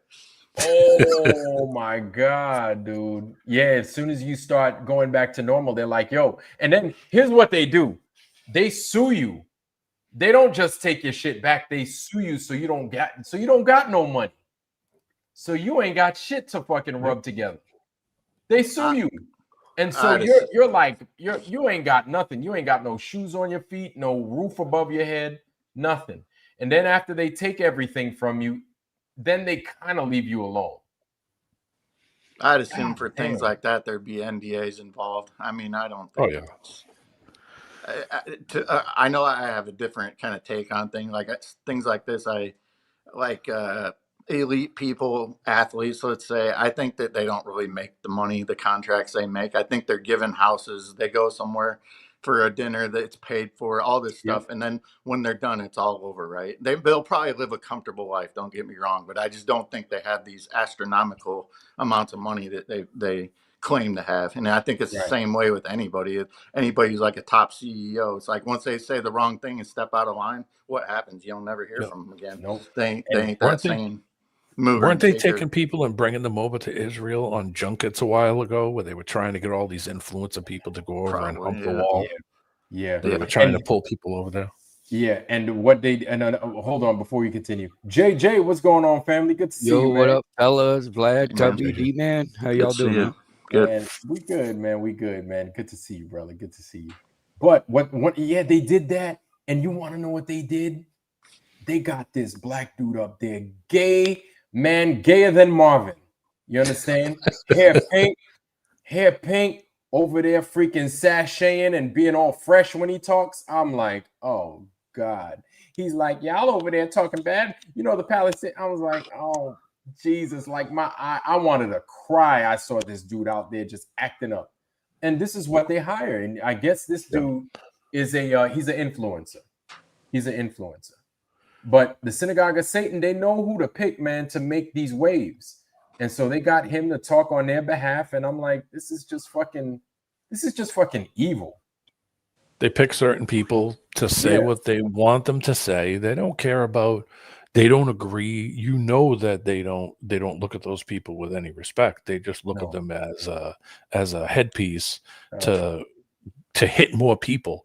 So, you know, if they need to target a certain demographic, well, they'll do anything to keep that demographic. It's like Hillary talking like she's from the South It's like the other lady coming on and telling everybody that she keeps hot sauce packets. Yeah, Hillary, like, they'll say anything. I got hot sauce in my bag. The And then fact- all the black people are like, "Who praise Jesus?" The I'm fact like, that they "Oh, didn't man, you fools." the fact they didn't check her on that, that would have been, it'd be like, all right, pull it out. I want to see it. Especially on the Yeah, Breakfast let me Club, see that right? hot sauce. On You the smell it, it's Breakfast ketchup, Club, I was liar. disappointed. That's another. All right, there's another one right there. What about Charlemagne the God and the Breakfast Club? Do you think that I think they're just along the same lines as the rest of them? Dude, listen, they're all full of shit. And you want to know something? People talk about flat Earth a lot. Yeah, they do. Like you know, I do my best to not talk about it much in public. Mhm. I can't help myself, and so I kind of graze the issue. I'm Mhm. like, well, you know, those people are going to lie about space. And then you see people are like, oh boy, you're not a flat earther, are you? I was like, Yeah. no, I didn't say all that. I was just talking about space and how people lie to you. That's all. I didn't like. I really wanted to go in and just fucking rip my shirt off like those fucking Sadducees and shit. Fucking Jesus, you cussed us out type shit. And Yeah. get all mad, but I'm like, no. I try to be as docile as possible, but it's on people's mind. It's already on people's mind, and you have, man, look, you got a lot of people trolling for a reason, and in Israel, getting on TikTok the way they are, like I don't have TikTok, and I don't know if you guys have TikTok, but I hear a lot about TikTok. Maybe you guys could kind of educate me on that. Not me. No, I'm not on it. I don't got X. I don't got TikTok. The only thing I got is YouTube. I got a Facebook I haven't posted on in years. But yeah, that's the only thing I use that for is Marketplace to get a deal. But yeah, that's the only two things I got. And I barely even want those anymore. It's just hard to believe anything as well. And Rumble. I guess I got Rumble, but yeah. It's hard to believe their mouths when they're moving anyhow, you know, like how do we know what they say? We don't. And ultimately, if they say they are, that means they're not. Yes. So the and gig all they is up. do is lie. Oh my God. All they do is lie. It's like, and then when they do things like talk about Comet 3i Atlas, and then they're like, look, a comet's coming. I'm like, it's hard to believe anything that isn't like physical that you can touch right in front of your face anymore. Like to me, it's to that point to where it's like, if I didn't see it, it didn't happen. I mean, I'm not distrusting everything, but you know what I'm saying? Like, it's, you hear I'm getting there. Like, distrusting everything. I hate it, but it's just, it's reality, man. You know, I'm not going to deny reality. It doesn't help when just a fucking address to the nation about Charlie Kirk Trump was doing, and then he moves his hand slightly, and then it's fucking one of his fingers disappear. And it's like, no, you can't fucking no. I think the stances that you guys have, not trusting what the fuck you see, and you not trusting anything, that's exactly where we need to be, because nobody's given us that warm fuzzy for them to trust anything. And so I think we're in a sick place, honestly, because of the amount of lies that we're getting. You understand? Like we already, before they even say anything, we're like, they're gonna lie. Watch them lie. And instead of being completely disgusted by it to where we want to do something to them, we're like, watch these guys lie, and we just joke about it. That's how bad it's gotten. It's at this almost point, like, you don't want to destroy an enemy. Yeah, it's like the room smells so bad you can't even smell it no more. Yeah. Well, they're doing a great job of destroying themselves as well. You know, it's like once you catch them on one, it's like you have your eyes open now, and you'll see it all the time. Like it just seems to me like it's more than not now that I've already seen it. It's all the time. They have a cookie cutter of what they need to do. When you really think about it, if one person doesn't get enough traction, well, they'll just come out with the version of that guy, version 2.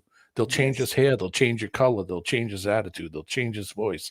They'll come out with a new one, and they'll come out with a new one. If that singer doesn't make a lot of money, well, they'll dump her and they'll bring in another one in.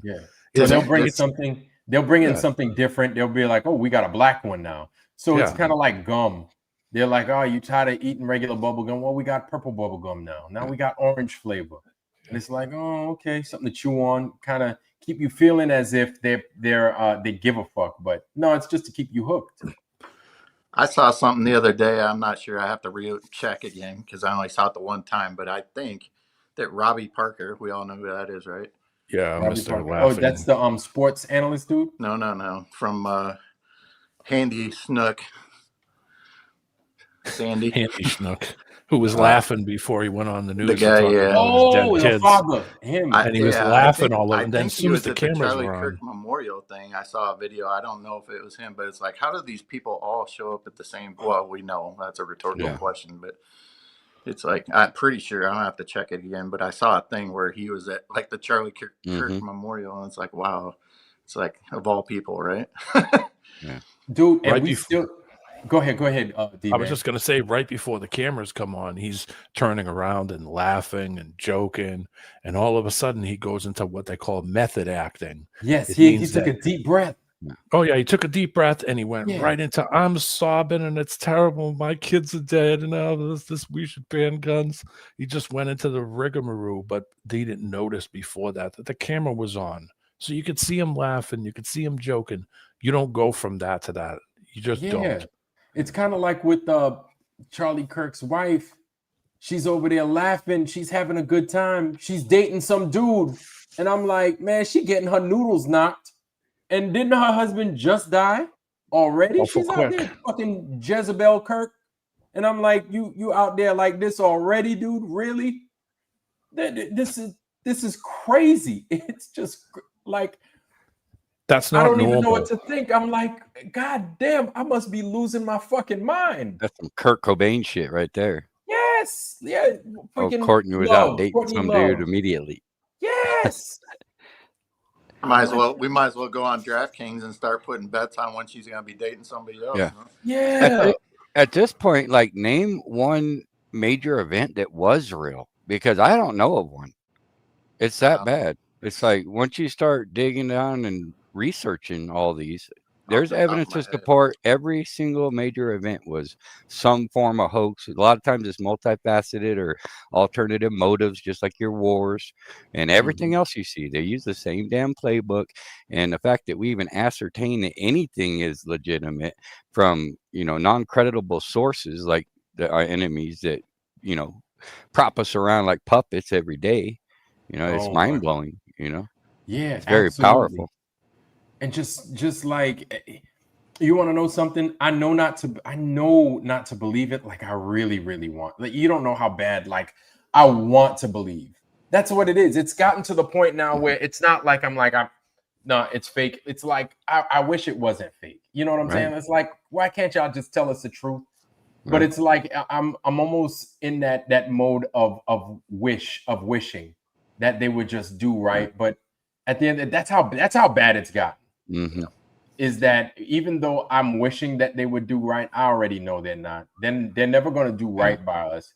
And so our way forward is basically without the people that we mentioned, the freaking Jimmy Dores and everybody else. No matter how good and how radical they seem, they're still the same thing. It's still the same it's still the same bubble gum at the end of the day, just wrapped different. It's the same game over and over and over. Yes. The older you get, the older you get, the more everything gets the stink test. Where you've seen it before and you say, here we go again. Yeah, this is just like that one. And this thing that happened and that thing they did over there. And look, it's the same patterns. Because these dudes would have been lost the fucking channel. They would have been like, yo, man, we're on our fucking 5th channel. We tried to say fucking blah, blah, blah. So Dr. Bose is saying Charlie and Erica sold their 5.5. How the fuck this motherfucker make that kind of money? So they're 5.5 at 31 years old in spring. Yeah, 30 years old. Motherfucker got all this money. I'm not hating. No. Send money to him. Big Pine wrote something. Big Pine wrote something earlier in the chat. He said, "Real or fake, they achieved their goal." Yes, they did. I'd have to agree. Agree. That's probably where I'm at. It's like it doesn't really matter. Yes. It's got everybody. The confusion's everywhere. Everybody's talking, and it's a big distraction from everything else. And I agree. Yes. And you want to know the day before 9/11? Yeah. Right. 9/10. That's right. You want to know something? And I think our biggest mistake was balking when those motherfuckers said you can't say Charlie Kirk's name, you can't talk bad about him, or else. I'm like, or else what? My thing is, say what the fuck you need to say. If he was an asshole, he's a fucking asshole. Say Yeah. it. You know what I'm saying? If he was good, he was good. If he was an ass, he was an ass. So fucking what? My thing is, I don't even know if he's fucking dead. He ain't. He's an actor. It's I don't like know if he's dead. So if I call him an asshole, am I wrong? He's probably still alive. Like, you guys idiots. I'm over here singing Hagen Avila, eating some goddamn hummus or some shit. You know what there's I'm saying? obviously a squib bag involved. So to think he was dead is ignorance, really. You know, I'm not. No, with all respect, you know, it's like what happened to there that was girl obviously a blood bag. Yeah, what happened to that girl that said he got shot in the middle of the chest and then blood was coming out of his chest? Right. I remember her. Yeah, and then they're gonna say it hit through his heart because it wasn't pumping like, you know, when blood flows out of your body, it should be spurting out if you hit an artery. But it was just dumping out. So now they're saying it hit his heart and went out his neck, but then the doctor says the bullet was in him and it was saved by Yeshua. Dude, you know, it saved everybody's life. That's what I was saying as soon as it happened. I was like, oh, it got him in the neck. I was like, blood should have been fucking explode. But the first thing was like, well, the way it looks like it might have been in 22 that hit him because it didn't take his fucking head off. I was like, because a 22 is gonna put a hole in your neck. Yeah. Right? That's it. I was like, a 30-06 would have taken his fucking head off. I was like, there's no way. Yeah. And so as soon as they started to say, oh, it was a 30-06, I said, there's no way in hell.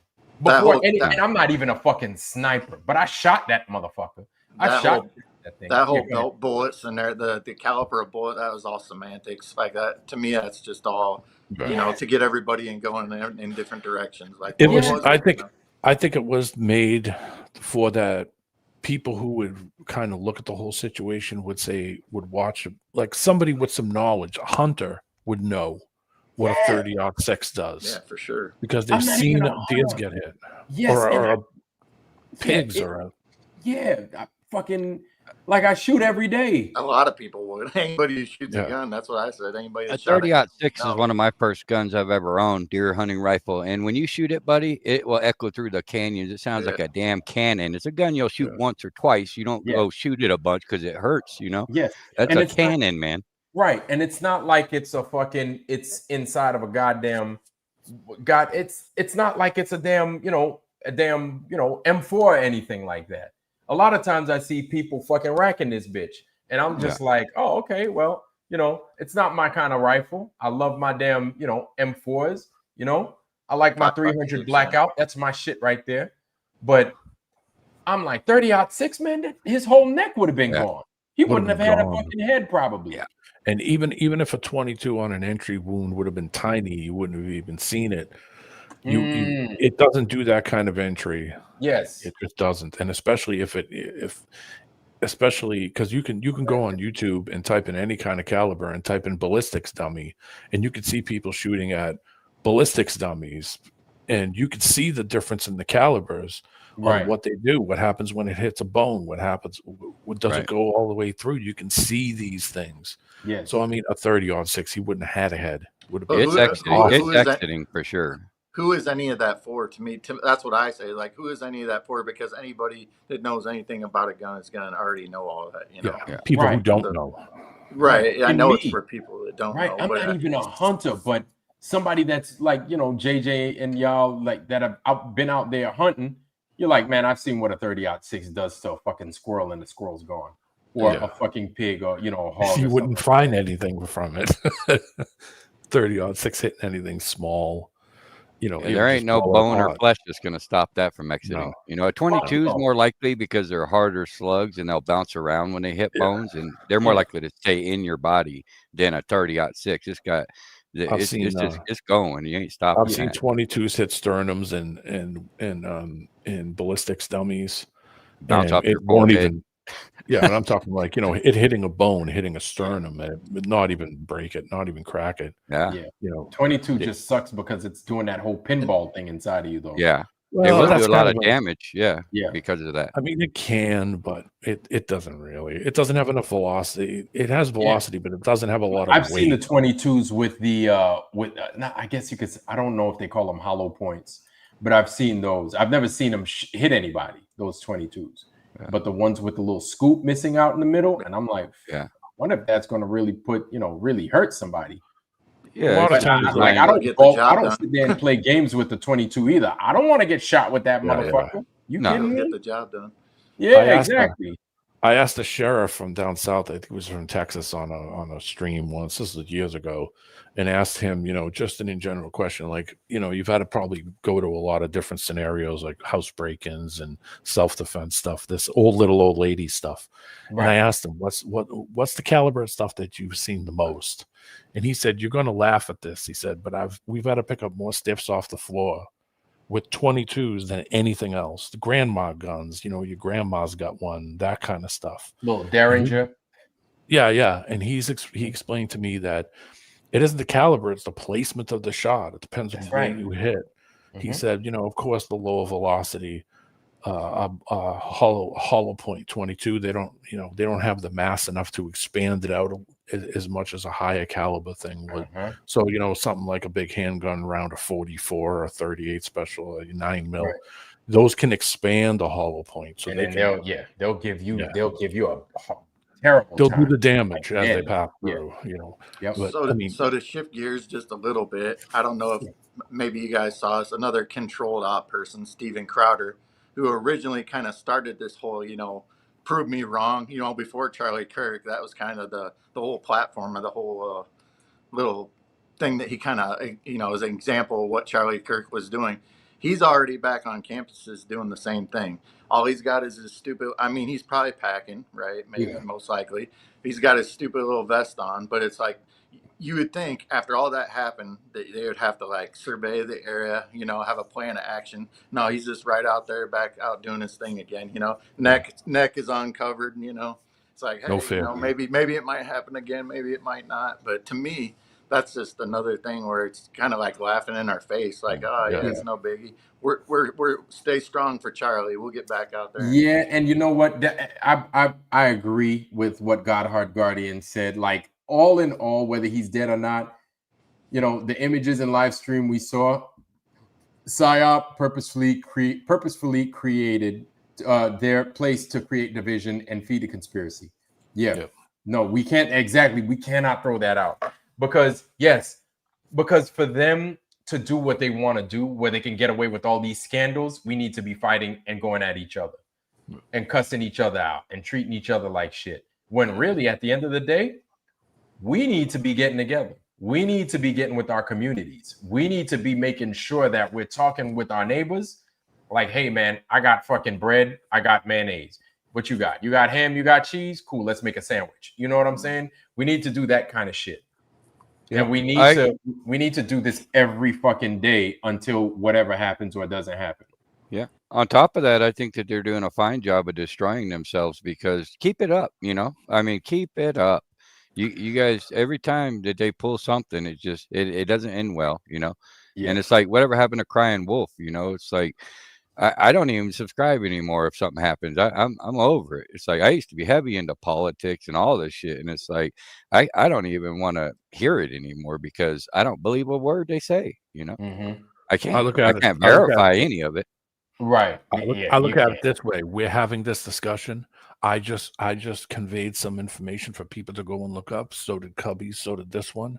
So at the same time, yes, they make the narrative, but we have experience in these things. We all have different experiences in these things. Things we've seen, things we know, data. We have data, and we convey this stuff. Now people are going to listen to what we're saying. Now they're going to say, hey, I'm going to go online and I'm going to look that up and I want to see what it does. I'm going to see what it does when it hits bone. I'm going to see what this other stuff does. So in a way, you have the point and you have the counterpoint.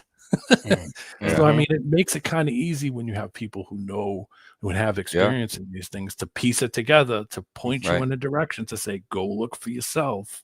It makes it harder for them to come up with the next BS story or the next exactly.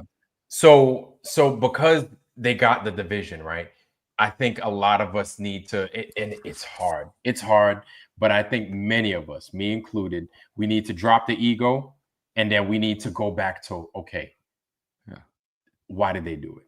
Why did they do this? Why the fuck did they do it? Because we don't need to be divided now. Because I think people started coming under a banner against the synagogue of Satan. they started getting a little bit shook, so they needed somebody to go down and all hell to break loose so we can be at each other's throats again. But it seemed as if we were coming underneath one banner against the synagogue of Satan. And people haven't been satisfied with these people for a long time. And my thing is one thing I've noticed is the people that were lied to the hardest again about the synagogue of Satan. A lot of non-melanated people, a lot of Caucasian people were lied to a lot. And I would say that the Christians, right? The Christian, I guess you could say evangelical Christians that thought that Israel was there. They swore up and down Israel. And they used to tell me, don't say that about Israel. Israel's our brother. I'm like, they don't like you, motherfucker. They hate you. What do you mean they're our brother? No, they're not. They hate you. And if they see you, and if they see you got a cross around your neck, they're going to piss in your food. They're going to spit in your food. They're going to spit on you. They're going to spit on your kids. They consider you fucking beasts. They don't like you. They really don't like me. Right. And so these people, now that they're starting to come into understanding, they're pissed. They're so pissed. It's kind of like being, cheated on, I guess. You know what I'm saying? You're being betrayed. They feel so betrayed. And I feel the synagogue of Satan is shook because those that had a little bit of money that thought they were on their side, that had, a lot of guns and bullets, now they don't trust them. They don't trust the synagogue of Satan. And they're seeing this world with a different lens now. And it's a dangerous place for the synagogue of Satan.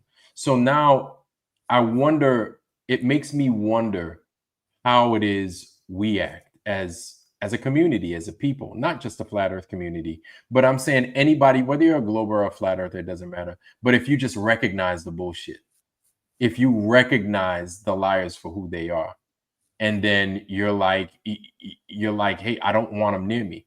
And if they make a move, I got to watch them.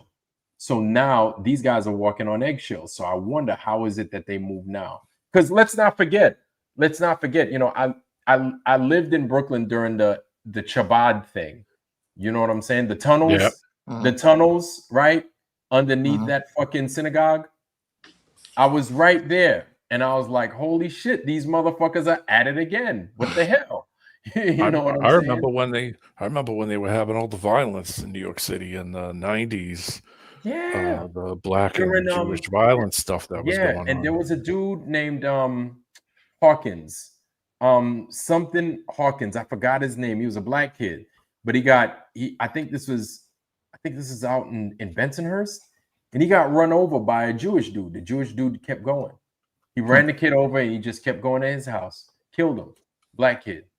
And then Yusuf Hawkins, I think it is. Hawkins. Yeah. Yusuf Hawkins. And the community was pissed, and there was just turmoil all over New York City because of that. It was it was crazy at that time. This is the 1989. That wasn't 99. That was Yusuf Hawkins was like 1989. Yeah. 1989, yeah. And it was, and I tell you what, man, black folks, we've always had issues with the Jewish community. We could never get along. We could never get along. I don't know what the fuck it is. It's all by design, Yeah. This ain't their first rodeo, and this is just another day at the office for these people. So I don't think that they're scared at all. They might need to do something every once in a while, but they're at a point where they've had control for so long that they just mock us. They laugh. They're laughing all the way to the bank. Yep. And we're just a bunch of sheep ultimately, but we just got to be patient, do what we do, and I guarantee you we're winning, and we're growing. And the more that they try to pull, and the more it's just more people are awake, more people see it, more people talk about it, and they're outnumbered. They'll never stop the truth. Vlad, the guy that ran him over, his name was Joseph Fama. Joseph Fama. Okay. Fama. That was in the 90s? Yeah, 1989. That was 89. Gotcha. I remember. Yep. Yusuf Hawkins. God dog, man. I remember when that shit happened. Oh my goodness. Them, man. But you want to know something, man? That's how they've always been with us. They've always been like that with us, man. It's a very good tool. It's a weapon. Yes, and it's like, I'm like, yo, this is Brooklyn, man. This is goddamn New York. Like, how the fuck you gonna fucking treat it? Like, it's New York. Everybody should get along. Yeah, we get along in our own asshole kind of way, but everybody gets along in New York because we understand each other. They had another case right around the same time too, the Central Park jogger case. Yes, Central Park 5, yeah. Yep, I remember that. With five teenagers were wrongfully convicted of assaulting or raping a female that jogger. just got brought up not too long ago again. I can't remember. Yeah, with Trump, because they wanted to sue him because he pulled out an ad. He pulled out a front page ad on the New York Times. Oh, that's what it was. To get these dudes, because he's like, they need to be executed. He kept pushing for them, but instead they went to jail. And Lord knows what the fuck they suffered as kids in jail. You know what I'm saying? Jail in New York ain't fun. Yeah, jail anywhere, I'll be honest, ain't fun. Whether it's New York or fucking Idaho, Wisconsin, I don't want to go to that motherfucker. Yeah. You know what I'm saying? I spent a lot of time around Brooklyn and Queens. I have friends down in Queens. I used to hang around in Yonkers in the 1990s. I had friends in Yonkers. So, yeah, man. I know New York, man. It's a dangerous place. Man, it's gotten better now that the hipsters moved in. It's kind of weak. It's kind of watered down. And these guys are like, I'm from Brooklyn. I'm like, they take all the fucking fun out of it. I'm like, they're walking around with their little fucking tweed fucking jackets, hats, and little hats, little fucking, goddamn bowling shoes. Hat. Yeah, little polo shoes, no socks. You know what I'm saying? Wearing no socks and shit. A little scarf around their neck. And I'm, listening to Simon and Garfunkel or some shit. I'm like, get the fuck out of here, man. Like, another product of fluoridated water. Yeah, exactly. Yeah, exactly. It makes division quite easy, huh? Yeah. I'm just like, this ain't the New York I grew up with. Yeah. But yeah, man, like those guys, they're everywhere. They're everywhere. And they're gonna start complaining. But now that they've gotten a hold of TikTok, I don't know what the fuck they're going to do with goddamn YouTube. But I tell you what, this means that we just need to use Rumble. Rumble is that fucking car that, you're like, it's just not comfortable. The YouTube car is the comfortable one. The Rumble car, you're like, it kind of smells weird on the inside, feels funky when I drive it, but it still gets the job done. But I think if people start off over here and jump over there, that helps a lot, at least until everybody jumps on board. Yeah.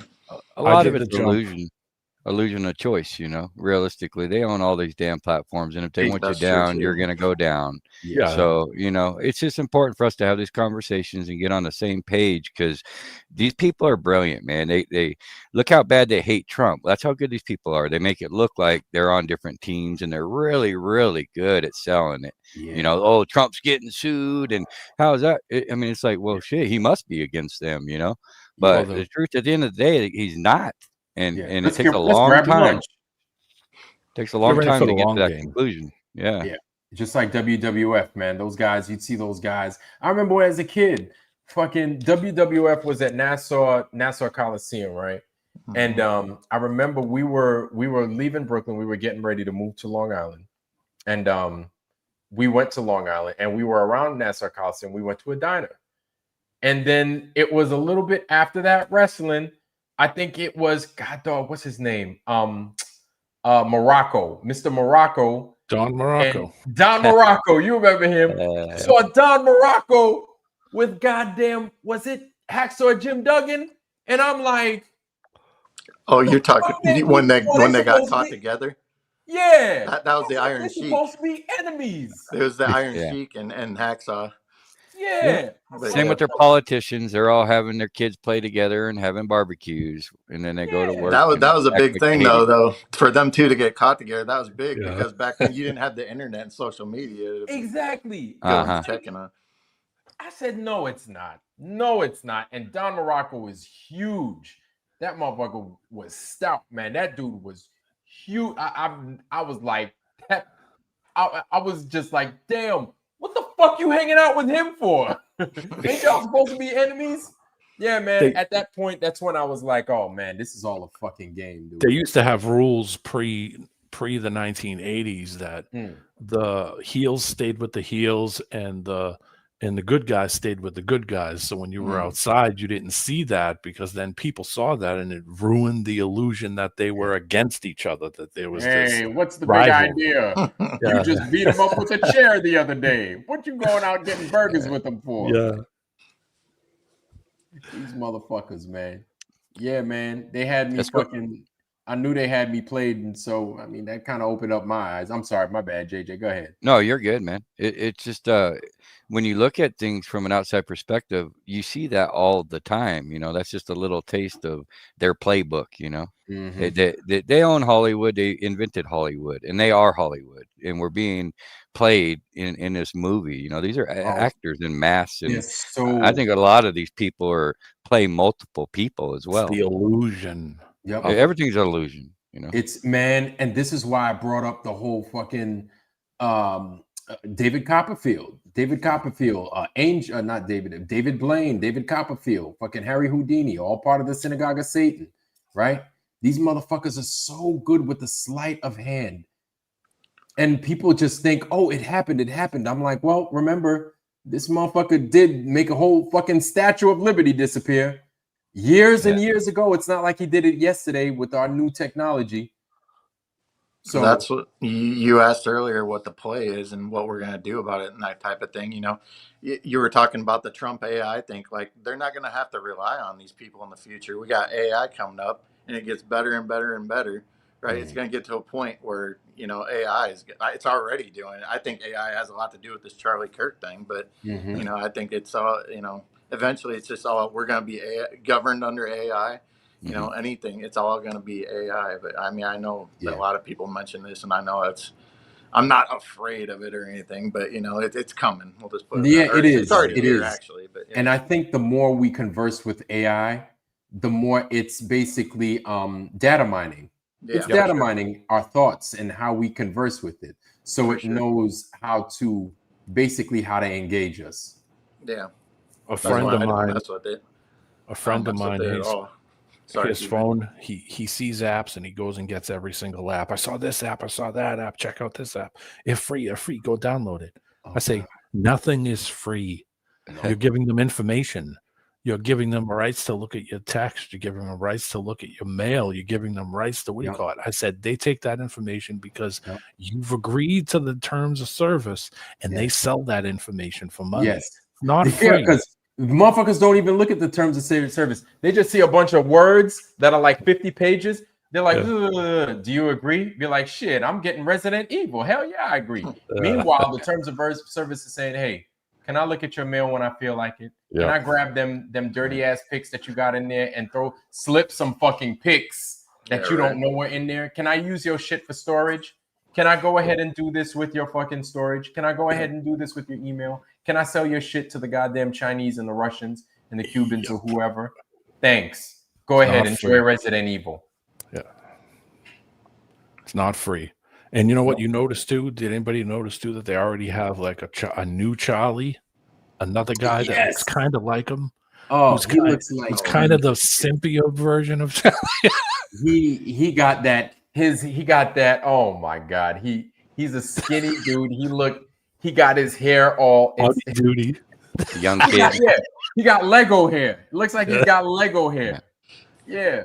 Well, I think part of selling your soul has some reaps or rewards, right? And usually, like if you're into boxing, then they'll let you be the champion of the world, like fake ass Jake Paul.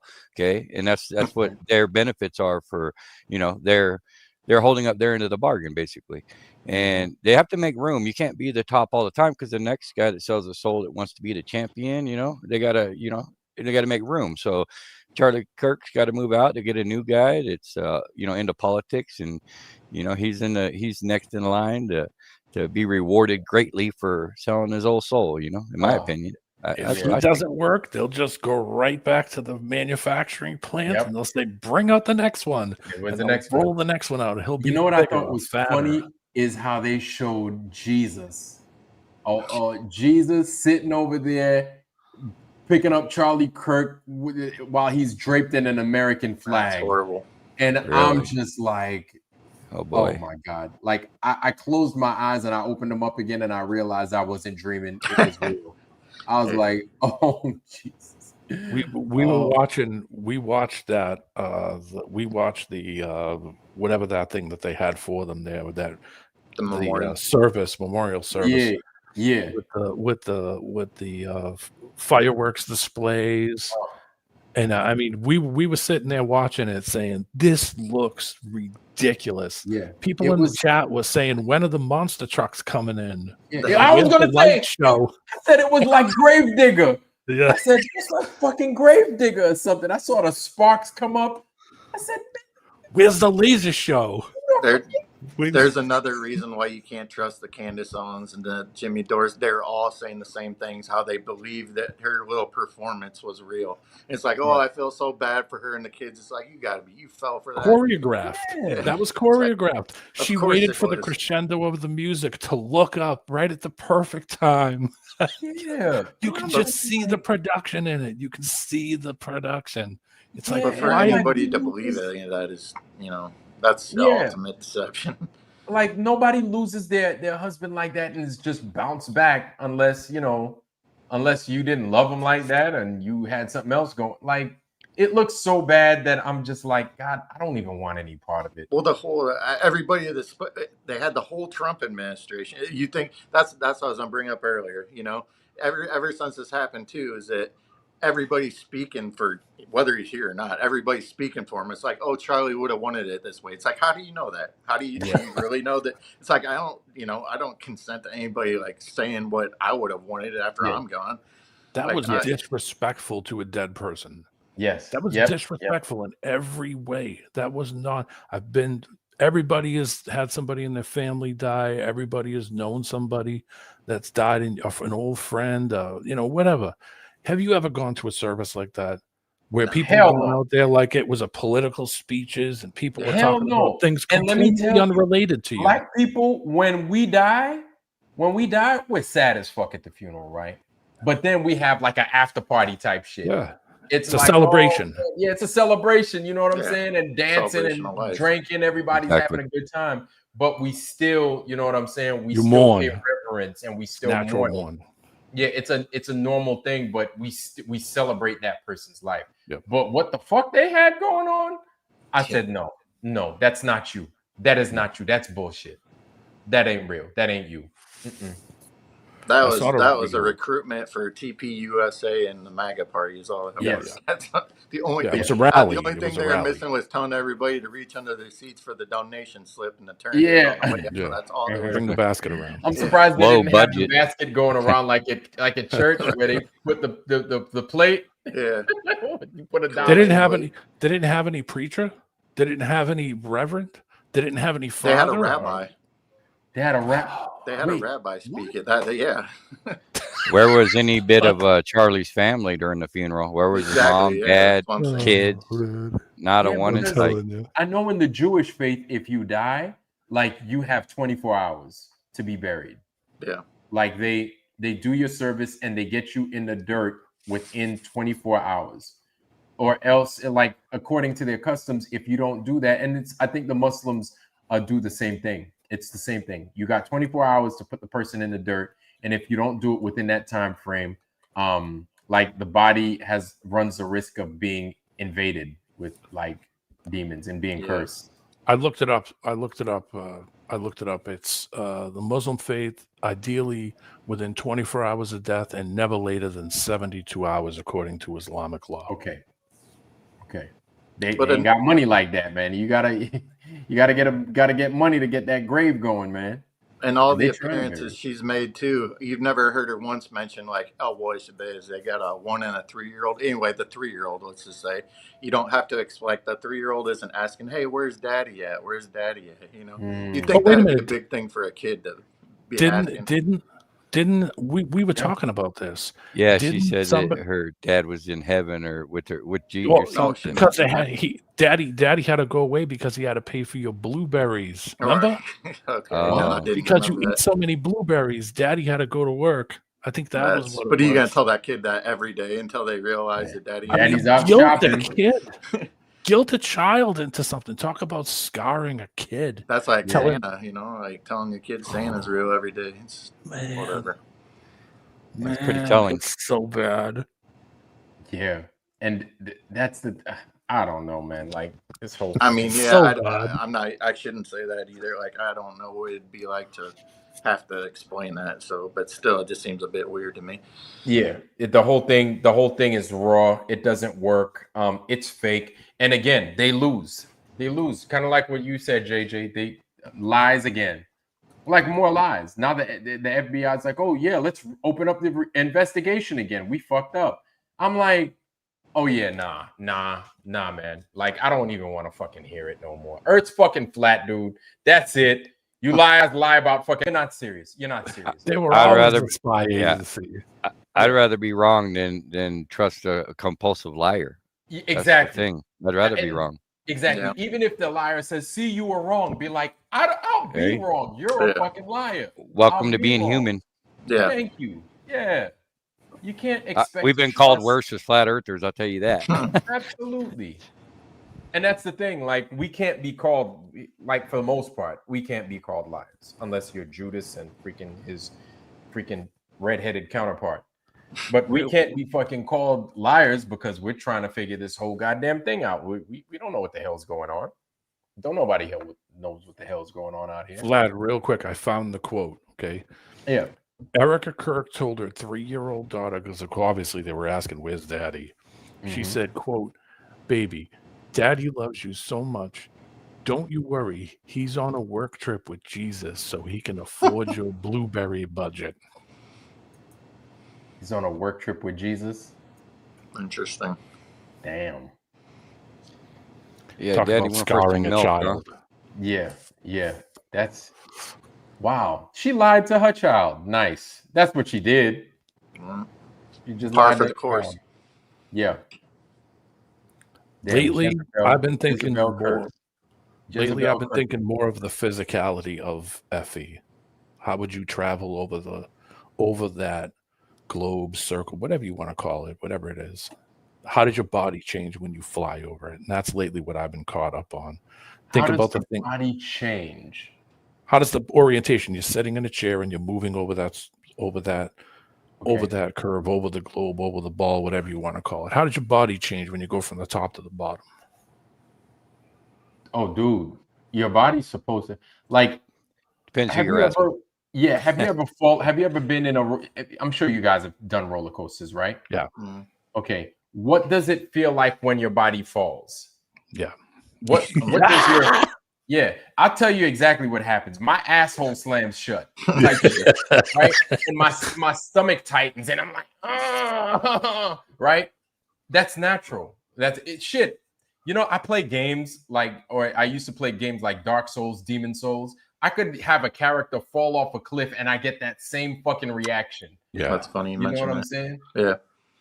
And so you don't get none of that, and No. no immediate drop or nothing like that. I've been in elevators that have gone down too fast, and I'm like, holy shit, you get the same effect, Yeah. right? You don't get none of that when you're Your- fucking Your vestibular system will your tell you vestibular if you're apparatus. moving. Absolutely, yeah. If you're leaning forward too much, it autocorrects. It's like a gyro that's built It's into a your gyro, body. and yes, you've got two of them on either side of your head. Yep. Absolutely. Any degree of tilt, any degree forward. If you walk up a hill, if you walk down a hill, your vestibular system is what's keeping you straight up and, And down oriented. as you walk down and oriented so that you don't Yeah. fall forward. It's an automatic system that tries to keep you from falling on your face. Yep. And you're going to Yep. feel any degree of tilt, any degree forward, backwards, left or right, upside down, Dude, doesn't matter. Even if you're underwater, right? And you're wearing a semi-dry suit, and you've got enough weight, and you're turned upside down, you're neutrally buoyant, Mhm. which means you're just hovering. You're still unoriented. You're still not Yep. properly oriented. You still could tell, is what I'm saying. So Mhm. then until you're properly oriented and you can get a semblance of where you are in the world, it's not going to feel right. No. Like you'll be upside down and you'll be like, what the fuck's going on? even if you're neutrally buoyant. This place is Sir. crazy. Sarah G called it Puke Town. Oh yeah. Like if you were in the ISS, you don't have any semblance of what's up, what's down, because nothing's pulling on you, and you're just going in a circle like that. Like no, like you'd probably go insane because of the amount of discomfort that you'd be experiencing. I found out that some people with diseases, especially muscular dystrophy, have problems with their vestibular system. So for some people, it doesn't work properly because of how MS affects your body. That, you know, some people have problems even just walking 5 steps, that it can cause it can cause the spins, woozy feeling, dizziness, a vertigo, you know, vertigo. Vertigo. Yeah, exactly. Like you're spinning, and even though you're not even moving. Yep. You know, I mean, we have these systems in that give you the data that lets you know that you are not standing straight. So, I mean, if you were moving as you were walking away from the spot you were just at, you're tilting as you're walking from the top to the bottom. Same thing if you were flying. Same thing if you were driving. And you never experience these things when you're driving across the country. You're not feeling that. You're not saying, "Wow, I feel like I'm leaning way forward. We must be going over the curve." It doesn't happen. Nope. Flying over. Same thing. According to the non-physical curvatures, you know, there is no such thing as a true up. So, you know, the second you go over, it's perfectly level again. So it's level all the way upside down, you know? So, I mean, how do you even have an intellectually honest conversation with that? They think the atmosphere is stuck to the globe. Yeah. I mean, all of it. It's just like, how are we even at this point? You know, it blows my mind. You know what's crazy is you have people out there that are now recognizing that we can't talk to them. We can't talk to them no more. Like they're done. The globe people are finished. We gave them 10 years. We gave them 10 years. 10 years? Longer. I think they've had fucking 500, 600 years head start. Just since the big movement, you know, 2015 is really when it really started picking up. So, you know, they've had the last 10 years to come, you know, prove their positive claims that were never proven 500 years ago. Yeah. And yet here we are with no evidence to support scientific evidence or any movement or coverage. You know what's crazy is they've had this fucking construct for 500 years. Look at how fast the flat earth took to fucking tear a lie down. That's why lies are so fucked up and dangerous. You see how fast it is? All the stuff that they built, all the stuff that they constructed, everything they erected. And as soon as you start to think, and you think correctly, and you recognize the lie, it all comes down. It all comes down in effect, like dominoes. Yes, extremely fast. Cards. And it doesn't matter if it took them 500 years. That's the crazy part, man. It doesn't matter if it could have taken them 55,000 years. It doesn't matter. Yeah. It's all because they lied. It came down so fucking fast. And it's all for naught. It's all useless. It's all useless. It's almost as if you have a gigantic, it's like you have a fucking sword that looks super cool. And it's really nice looking. Only problem is that the person that you're fighting is made of fire. But your sword is made of butter. But it looks really cool. You understand? And yes, it's a sword that looks really nice, like a fucking Ninja Gaiden katana. But you're fighting somebody made of fire. You can't win. Doesn't matter how you try to stab them or how you try to beat them up with the sword. You can't win. It doesn't make any sense. Right. It's all by design as well. You know, it's another illusion of you having that weapon to defend yourself, because ultimately wars aren't going to be fought with bullets or boots on the ground. The mind. There's many ways to you could wipe out civilizations without even them knowing who did it. When you control the weather, you have you know, I mean, it goes on. You have cyber warfare, psychological warfare, digital warfare. You know, those days are done with. Think about the old saying they used to say that the pen is mightier than the sword. And the sword, right. But with these guys having control of the weather or deciding they want to put the sun off or whatever the hell they do, you've got people that are stewards of this place. I believe that. there are stewards of this place that they're old as time itself. And I mean, this is something that I'm sorry, go ahead. Go ahead. Sorry, my bad. Yeah, this is stuff that I think is beyond many of our comprehension. But as long as we're okay and with understanding that, which I feel many of us flat earthers are, like we know there's something strange to this world, and we know that there's some kind of somebody's got the keys to this place, right? Whether you want to believe it's God or whether you want to believe it's like a group of people, somebody's got the keys to fucking how this fun house is run. Yeah. Hey, can you drop the link for RG? Yes. And definitely. Go ahead. I'm probably gonna roll out. It was a pleasure being with you guys. I gotta get up early and travel. Good to see you, Cubby. Cubby, yeah, you did say you were gonna roll. Good to see you, Cubby. Until we meet again, right, guys? It was a good on the next one. See you next one. Hell yeah. All right. Good to see you, Take man. care, Have a guys. good night, fam. Chi-Town Cubby, everybody. Yeah. Shout out. Drop that. RG, good to see you, fam. RG's in the foundry. Roger's back. Roger Ledwell. Good to see you, Roger. Good to see you, Roger. Roger's here, everyone. Roger is here. Huh? How long do you think we'd even last if they shut the if they touched the power grid off, you know? Like there was no power. I mean, you just kill each other within months. I don't think so. No? I don't think so. I think we'd actually do pretty good. If they cut the power off, I feel we would do well.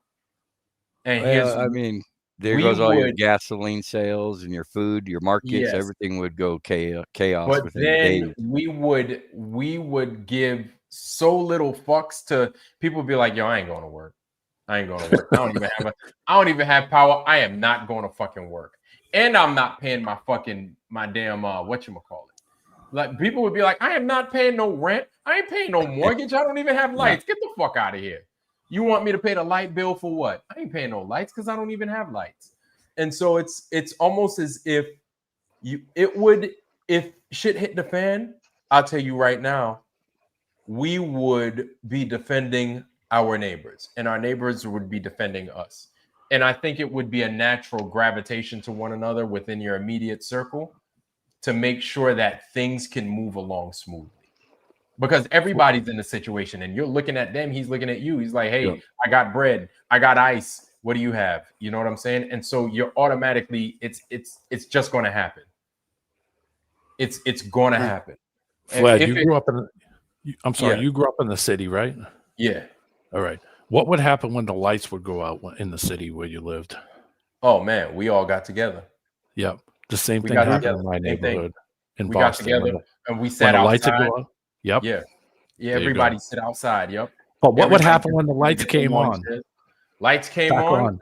Oh shit, man. Lights are on. Everybody would scatter. Go right back in the house. Go right back in the house. Be like, lights are on. You hang out for a little bit more. But if it was long term where there was a scarcity of any kind of food or resources, then I think it would get pretty dog eat dog. It some could, people. Unless because you're expecting the fucking power and everything to come back. So you might not be thinking about how to freaking manage your resources at that point. Because you're like, oh, power will come back after this. Right. But you don't know this is the end. So you're eating everything and you're like, I'll go back to the market. Meanwhile, the market's bare. Or empty. Yeah. Market's been broke into.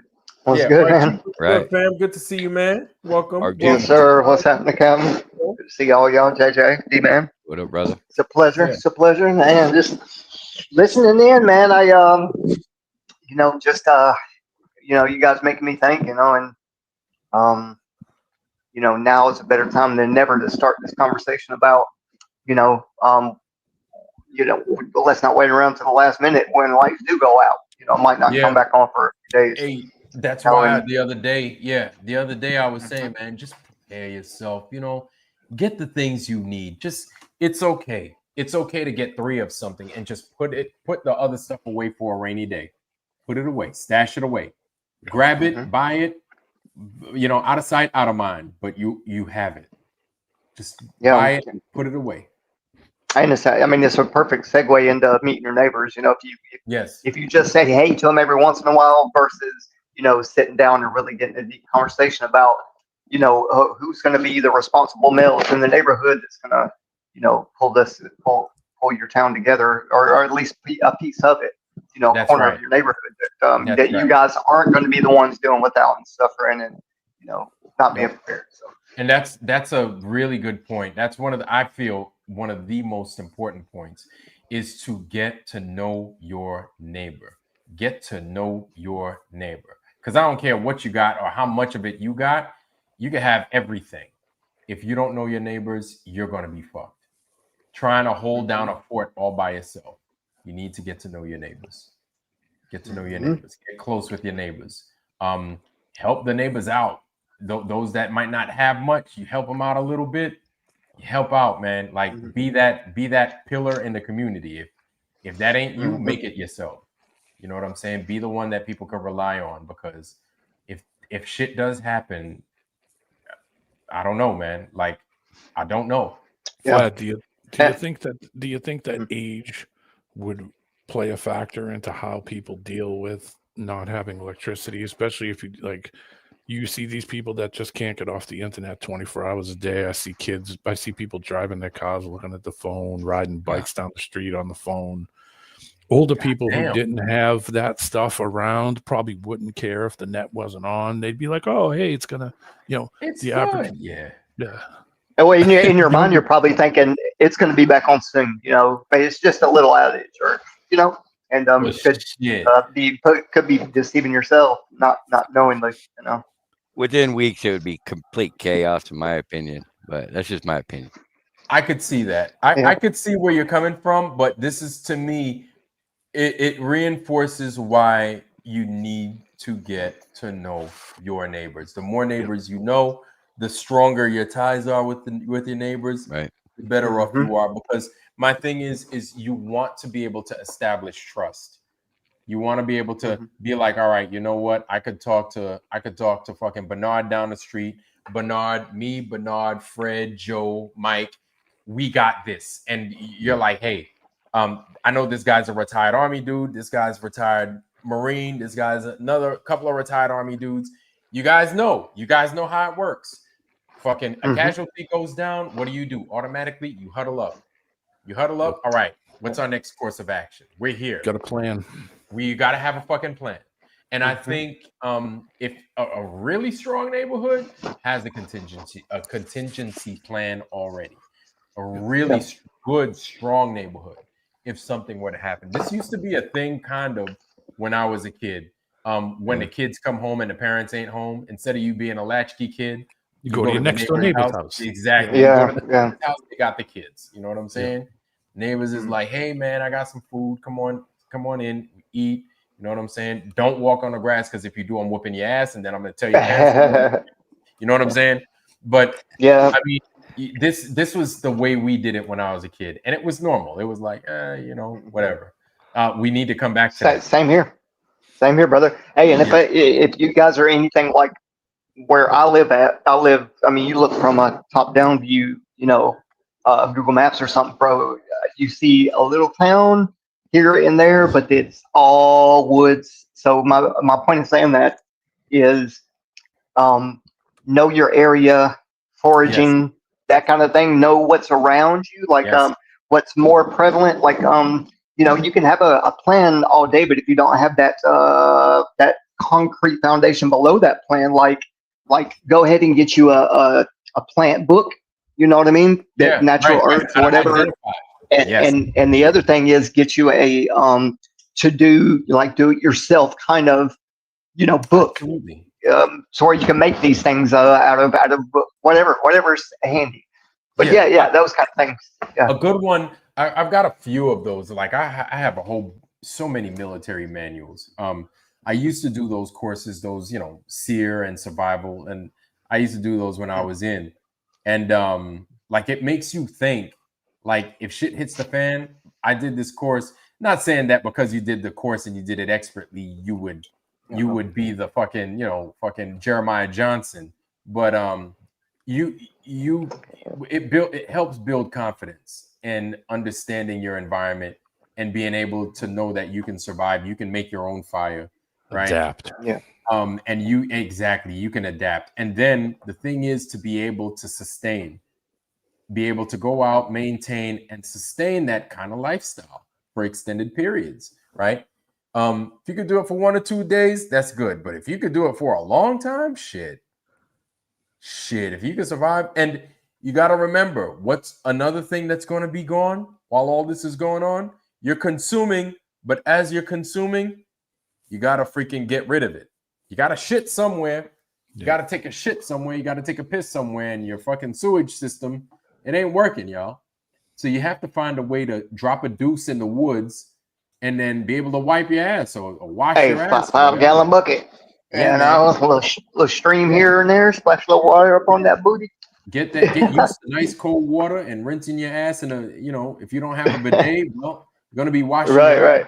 Yeah. It ain't gonna. Hey, and if I could add anything to this, if like you say about putting things back, like what I'm saying, if you're not wealthy and you were living week to week or month to month, I would my best advice to somebody, if you want light, if you ain't got enough money all the time to get batteries or candles or whatever, get you some magnets, some ring magnets, some spark plugs, some copper wire, your positive negative wire, and some stuff like that. You know what I mean? Stuff that could last a long time. Right. But wire, light bulbs, magnets, and spark plugs, I would say. For light anyway. Just to get some light. Okay. Yeah. All right. Maybe some copper wire. Definitely. I tell you what, the dollar store is my best friend, or it's a $1.29 store, whatever you want to call it. But if you go to the dollar store, tea candles, those little tea votives, those little candles, them little candles that come in them little metal cups. Yeah, little ones. Yeah. You can get all. They sell them like packs of 30 or 40. Yeah, you get a bunch of those, but then you're gonna run out eventually, right? So knowing how to, like you said, man, just be able to have something that you can always have available. Yeah. Be able to use those things that you have readily available at all times, to where you don't have to expend the resources, for sure. So I'd say getting used to your environment, because you brought up a really good point, RG, right? And knowing what's around. I sent you guys the spring, right?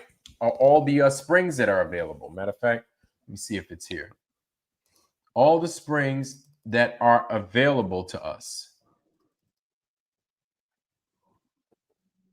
Find a spring. There it is. So this will give you, this is a map of where all your fresh water is. All your clean, fresh water is around the world. There it is. I'm going to go ahead and I'm going to drop it in the Foundry. You guys now have access to it, and I'm going to take you guys to the channel. All right. So you guys don't have to open it up right now. So this is called Find a Spring, Locate a Spring. If you hadn't been to my, if you hadn't been to an episode of mine before that shows Find a Spring, this is it. So me, I live in VA, Virginia, right? Delaware, Baltimore, Culpeper, VA. So hey, could you tell me what that legend says? I can't really see it. Oh, that's probably my fault, because hold on, give me a second. I'll all right. We have all water that where up we for know. y'all. Okay, so the legend says Africa, Europe. Oh, at the bottom, my bad. Yeah, bottom left. My bad. It says free, paid. The light blue is free. The dark blue is paid water. The purple is like swim, like a natural spring, I guess. The red is like hot. And then the yellow is, I don't know what the yellow is. What is that? Fucking sulfur? I don't know what the, maybe you say, okay, you say the red was hot? Yeah. Red is hot but free. Yellow, orange is hot, but you have to pay, like a hot springs. We have a lot of hot springs in West Virginia, right? Yeah, they got Theodore Roosevelt down here, the hot springs. Yeah, we got hot springs over there. So if you zoom out, that's VA, but you got these springs everywhere. So this is Find a Spring, and the light blue, this blue right here, you can buy. not buy, excuse me. You can drink. It's free. It's just a spout pouring out of a freaking rock. A lot of times, these things are just water pouring out of a rock. Get a bucket, grab some. Know where your local spring is. Know where your local spring is. A lot of these might be a little bit of a trek to get to, right? But map it out, route it out, know where your local spring is, because water will be essential. Yes, sir. Grab you some jugs. In my opinion, save some tea jugs or Coke bottle jugs. If y'all have them, fill them up. We got a couple on the side of the road here in North Georgia. That's some of the best water, bro. So there it is. And then see, appreciate you. Roadside Spring Star, Tannery, VA. What's that one? Yeah. What's this? Chestnut Hill Road Spring Ferry. Chestnut Spring near Harper's Ferry, excuse me. Here's another one. This is what? Near Martinsburg right there. Cascading Brook Spring, VA. So yeah, they're all over the place, especially on the East Coast. They're all over the place. Yeah, a lot of the places up here, a lot of the it's got to be about 60. It's got to be 60+% up here. I'll have well water where we are up in New Hampshire. So Maine, New Hampshire, look at that. This place is fucking covered in them. There's Ossipee. Where you at? There's a bunch of red ones on the West Coast, right? There. Yeah. Is that, you think, because of where that volcano is, the cauldrons and stuff? Geothermal. Yellowstone, probably. Probably heating that shit up. Geothermal. Yeah. Okay. Yeah. Heating all that shit up, probably. Probably. Look at that. Yeah, because I didn't see hardly not one on these folks. Yeah, you got like 1, 2, not many at all. And they're I know you have them in West Virginia. I don't know why they're not talking about it. But you got a lot of hot springs in. Oh, there we go. Yep. We got them in West Virginia. And so there we go. White Sulphur Spring. Oh shit, you said White Sulphur? Yeah. Dude, I went to elementary school. It place called White Sulphur. Yeah, and the Jefferson pools. The warm spring pools. Right there. Nice. So I wonder if that works. Because they said that Theodore Roosevelt, I don't know if it's true or not, but he had a bad back and like a bunch of problems. Well, I went to therapy there after I broke my neck, after I went to my original, rehabilitation. But anyway, Warm Springs, and they never allowed me to get in it. They were like, well, it'd be dangerous if you slip and fall, you could sue or whatever. I was like, okay. But they said it worked for Buddy. That he went there all the time. Theodore. A lot of people did. Yeah.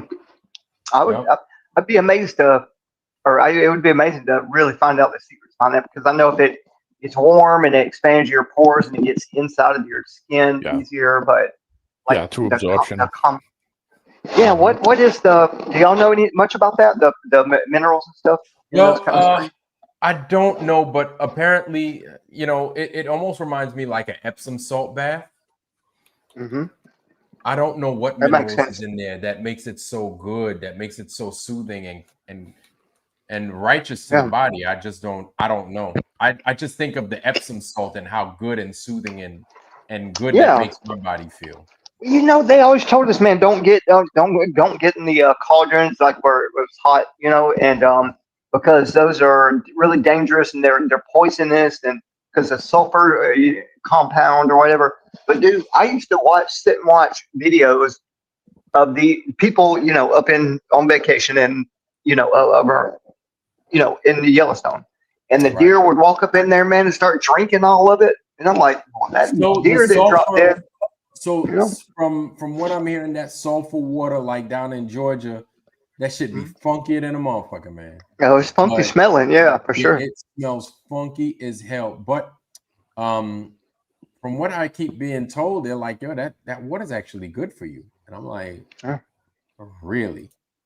I'm wondering, because if you can sit in it and not die, and it benefits your whatever disability you have, then it would be the same, because it goes inside your body. Like if you drink it or sit in it. One would think. One would think. now with Joe But Gilberti. now don't take me wrong, people. Don't go drink this sulfur water because Russell said it. You're like, yeah, right. Russell told me to do it. All the minerals have certain abilities, especially absorption.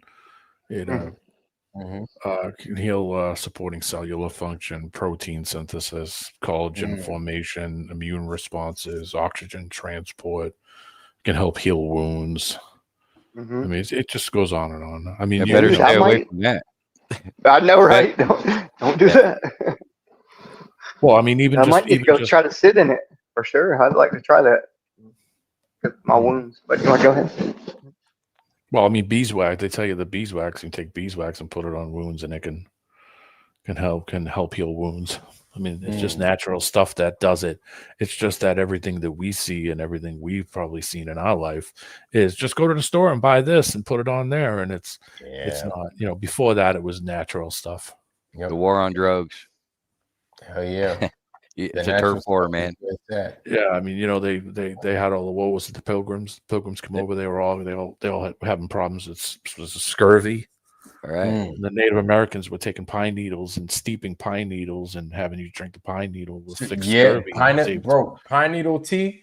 Yep. You don't know how many pine needles. I must have ate like 500 pounds of pine needles out in the damn field. Eat that shit. Drink the damn pine needle tea. It's good. It's full of vitamins. Packed full of vitamin C. Pine needles, easy source of vitamin C right there. So you could take snow if you ain't got readily available water, but you have snow. You could take the snow, melt the pine needles in there under a fire or over a fire, excuse me, and then drink that, man. Packed full of vitamin C, a lot of vitamin C. Yep. Yeah, you're gonna be shitting bricks though, literally. But that's what Boy Scouts I kind of used to believe was kind of a thing, because they would teach you basics of how to sew up wounds, how to fix yourself in scenarios, how to find your direction. It taught you basic skills. Well, it used to. It doesn't anymore. Now it's quite more a social thing. More of a Girl Scouts kind of does that. I did a little Girl Scout outing with my oldest, and I was showing the girls, I was the guy that showed them how to tie a tent down. And here I am, black dude with a tent. Brothers don't go camping, but this brother knows how to tie knots. You know what I'm saying? I know how to put stakes in the ground and tie knots. And so I was showing them how to tie a whole bunch of different knots and shit, man. Oh boy. Yeah. So that's useful. Just fastening things, right? Getting a book on how to tie knots, because you don't want to be that person that ties some shit and then think it's good, and then it fucking you end up tying a snow knot. When I was a diver, that's what we used to call them. We used to get on people that couldn't tie knots. There was a motherfucker, I'm not even going to say his name, but motherfucker couldn't tie a knot to save his life. So we would tell him, come on, motherfucker, hurry up. He would be sitting there trying to fucking fasten like a flange to another flange. He couldn't even tie a bowline, right? So we would say, well, if you can't tie a knot, tie a lot. And he used to do shitty work with them knots.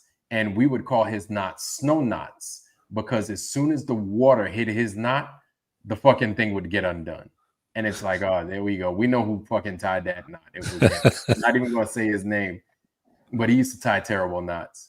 But yeah, man, tying a knot is one of those basics and essential skills.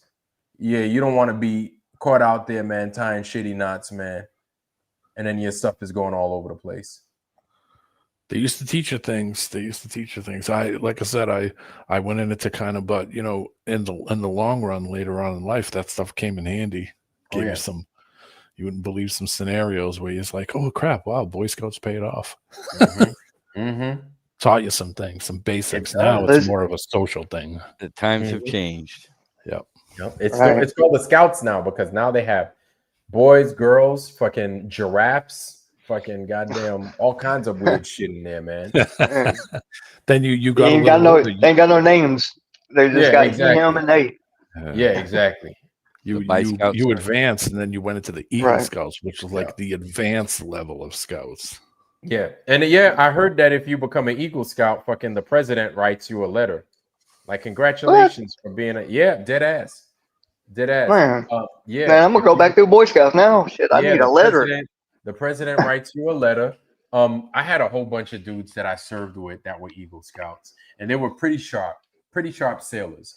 One of them was a linguist. I remember that he's the one that I learned that from. He was a Ruling, a Russian linguist, and he was like, yeah. So I became a fucking Eagle Scout. Got a letter from President Clinton. I was like, get the fuck out of here. He's like, yeah, man, no shit. Got a letter from his ass, and it was fucking cool. And I was like, wow. I bet he couldn't get in the club with it either. Couldn't do nothing with it. Yeah, nah. I said, I bet he couldn't get in the club or nothing with it. Nah. But the Scouts, man, with whatever their original purpose is, it seems like it worked. There was some Scouts, some places you can't shoot, but they showed you how to shoot a gun. They show or a rifle rather. They showed archery. You and they showed you how to do a bow and arrow. Me, I made my own bow actually. It's got like a 50+ pound fucking test.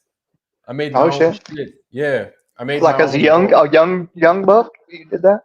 No. I made this I was married still. You're older, okay. Gotcha. My ex-wife was looking like, what the fuck, man? Goddamn Robin Hood out this motherfucker. I was like, hey, man, whatever. I was bored, so I just made a bow. I got it. Hold on. Give me a second. You guys talk amongst yourselves. I'll show it to y'all. Yeah, man. Gary, no, they didn't teach you any violence. It was more nature. It was more nature-based. Like, especially the boys, they were taught more, like, protective stuff. Scenarios, you're low in water, you're hiking. It was more emergency kind of stuff, teaching you how to put splints on people, how to carry people, how to drag people. It was more a kind of skills that you could use. They would give you a knife and show you how to do certain skills, how to whittle, how to make spikes, how to collect wood. It was more survival, nature, things that you could use in general use things that you could use in generally for anything. That's what the Scouts was. They would take you on normal stuff and like bowling, and you would do normal stuff, but they would also they took us and put us on an island outside in the harbor and taught us basic survival stuff, how to signal, doing all kinds of stuff. It was fun when you were a kid because you didn't think much of it. But then later on in life, some of those things would come in handy when you were a little bit older. Little light bulb lights up over your head, and you're like, "Oh yeah, yeah." I remember now. I used to do. We were in nature a lot, but I was only in there until like a Cub Scout. That's what they called it, Cub Scout. Yeah, I was no big deal. It was full Cub Scouts. It was fun. It was fun as a kid. But I mean, when you're a kid, you don't really think about these stuff that you would know what to do. Let me tell you when I got mad though, I didn't even want nothing to do with the Boy Scouts. Is when they took us snipe hunting. Man, I was so mad, bro. They gave us a stick, a bag. It got dark as hell. All I remember, man, I was probably 10 years old, maybe 11, and if that. And I just remember them leaving us, man. Probably 1, 2, 3, 4. It's probably 5 or 6 of us, in a little group, all about the same age. And we just, they told us what to do, what they would look like, and what they would sound like. And we had to get it in the bag. Bro, I was so mad when I found out there was no such thing. I mean, I'm sure there is some kind of snipe animal. But some summer camps were kind of based on the Boy Scouts kind of experience also. When if you went to a summer camp and summer camp was kind of the same. I mean, you played games and did stuff, but they taught you things that, I didn't. I absorbed it and I understood it and you could do it, but you didn't really implement a lot of that stuff until you were quite older. And then all that stuff kind of popped back in and you were like, oh, wow, I didn't realize that. Justin, were you in the Boy Scouts at all? Yeah, I was in Boy Scouts. I went through the whole Boy Scouts thing. I did for just a little bit, not enough to even claim I did. PVC. Cool. Right. Nice. Okay. What kind of wire is that there? There it is. Nice. Yeah, man. I made this shit out of PVC pipe. Yeah. You can bend it because you can bend it quite a bit. Yeah. Paracord. Parachute cord. Yeah. Did you got it? You just used your finger as a rest for the arrow, or is there anything where you could rest the arrow? Oh, yeah. No. Yeah, I use my finger, old school style. Yeah, okay. Yeah. Cool. You can put a mark in the middle and mark the center of it, so you can rest it on your finger. So I basically shoot it sideways. I shoot it like this. Okay. Yeah. Well, typical black man. This. Yeah, right. No. It's better. No, actually, for me, it's easier like this. Okay. So it can rest. Yeah. That makes sense. Like this, and fucking, I draw it back, and then all I have to do is make sure my tricep isn't hitting the goddamn joint right now. I'm a crazy shot with this motherfucker. Like, I'm good. How hard can you pull it back, or how far do you think? Or it snaps. Let me see. Watch this motherfucker snap on me. I know, man. You're gonna have a big ass welt right across your head. Damn. The hard part would be making good arrows out of nature. You know. Yeah, that's pretty good. Consistent arrows are hard to make. Yeah, get some PVC arrows going. Oh yeah, that's pretty good. It is. Oh, get one of those wrist guards. I could see it smacking his wrist. I do my pull-ups. I do my pull-ups and my back exercises, so I'm good. Okay. Got you. What do you call them workout machines? A Bowflex? Oh, the got you a personal Bowflex. Yeah. Flex my bow. Watch it. Yeah. So I was gonna say, watch that shit break on my ass as soon as I get up. Watch. Crack, snap. But you're right, Justin. Them things, man. If you have like a strong pullback, like a 65 to 70 drawback pounds of, but and then I used to pull right-handed, but it was my brother's bow. But anyway, I would hit my forearm and do oh man, that's the worst thing, bro. With about 70-pound pullback. Oh yeah, no fun. You only do that once. Yeah, like touching a hot stove, you know. Yeah, not good. Now this is why I hold it the way I do. You know what I'm saying? I hold it like that instead of holding it like this, like I'm fucking Robin Hood or something. I don't do that. I hold it like that. It rests, and plus I don't have to worry about that shit slicing up my fucking forearm. And my arrows, believe it or not, I get them from Temu. What kind are they like? They're fiberglass. Okay. Who cares if to get the job done? Yeah, hey man, exactly. Man, what if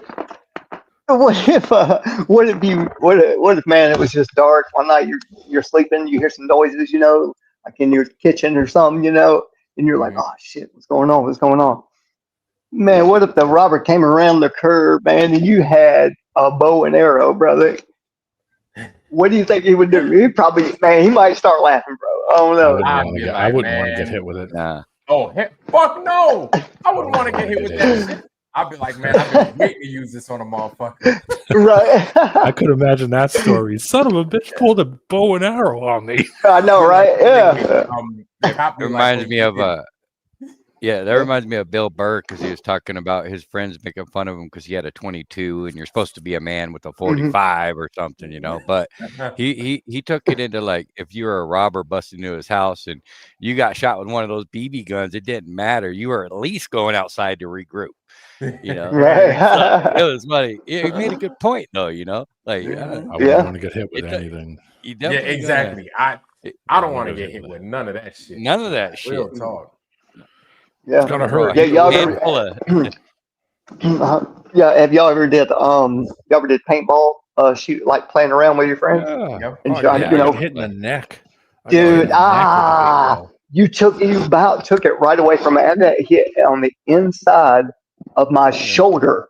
and we were no shirts on, So when Ah. you get hitting them sore spot or them tender spots, Yeah. bro, it don't matter if it's a CO2 or a paintball. I mean, something's going. That's your. I had gloves. I had a mask on. I had a hat on. I tried to protect as much of my skin as possible. Still got messed up. And he hit a spot that was 3 inches wide in between my collar of the shirt. I had a padded shirt on, and he hit right in between a 3-inch space in between my chin I bet you were in and so my much shoulder pain. blade. I bet you were in so much pain that you were thinking about being at Cabela's and walking right past the bulletproof goddamn turtleneck. That hit me was from on 50 yards away and locked that thing down. We used to play all the damn time, dude. And like, it would be hot outside. So you start out with a lot of gear on, and then over the day you would start taking gear off. It's just too damn hot. And that's when it really start hurting. My friend razzed me the entire time. He's like, look at you look ridiculous, because I had padded pants on, snowman padded shirt on. Because I said those things hurt, because they had never done it. Oh, it ain't nothing. It's just a little stupid paintball, until it hit me in the neck. And I said, see, and turned my neck. It left a golf ball size welt. You name it, I've been hit there before, whether it be the nuts, the throat, the back of the ear. I got shot in the damn my trigger finger got shot one time. And dude, it felt like it took a hammer to my finger. No, thanks. It hurt so bad. My fingernail. It does. It does. Fingernail fell off? No, but it felt like black and blue, probably. Yeah, it definitely. I wasn't shooting, it definitely it got me. And we used to do that. We used to do that because just stupid shit. But I grew up in the Jackass era. You know what I mean? I think we all did, basically. Oh yeah. Man, when Jackass started coming around, you wanted to be wild like that, bro. Paintball started to hit you. Think twice. Oh. It was fun though. I always had a bunch of asshole relatives, that we'd play with, and you were definitely going to get shot where you weren't supposed to. I could tell you that. Like you better start walking. Like you got 3 seconds, and then you get shot in the back of the head or in the back of the ear. It's like, and the majority of the time, when people are doing the trigger finger, you're doing 2 fingers, pointer finger and bird finger, and you're just multiple at once. Fast as you can. So you're getting hit probably about 2 or 3 times. Yeah, man. I don't like that. It's not fun. It's not fun. You can really mess somebody's face up, or eye, or yeah. And you over there all stung up. I don't like that shit. I fell off of so many bikes and motorcycles and shit, and really fucking myself up that it's like, I don't want to. Like, I'm good, bro. Like almost said that's an out, fellas. Yeah, I'm just trying to get to work, man, and I'm fucking myself up. Like, nah, man, I'm not doing that shit. Hell no. Yeah. But man, for that. It's good. It's good. Like this one, bow that I made, I would highly recommend because it's cheap. It's cheap to make one. That way you don't have to buy it. They have tutorials on how to build them online. It was pretty. Did you have to heat it? Did you have to heat it up to get it to bend? Pretty good like that? Not at all. No. Okay. Because if I heat it up, it could stay flexed. You don't want it to stay flexed. You want to flex it, right? And then as you flex it, you already have your bow strings already made, right?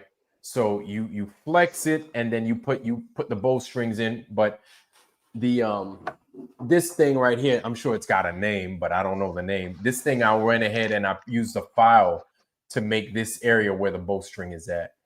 And I went ahead and I ran that file in here to kind of wear it out and kind of round out the edges, the sharp edges in here. Yeah, so it doesn't cut the cord. So it doesn't cut it doesn't shape up the cord. That's right. So do you have I can't see it that good, but is there like a metal piece that's going horizontal there attached to the string? Oh, attached to the string?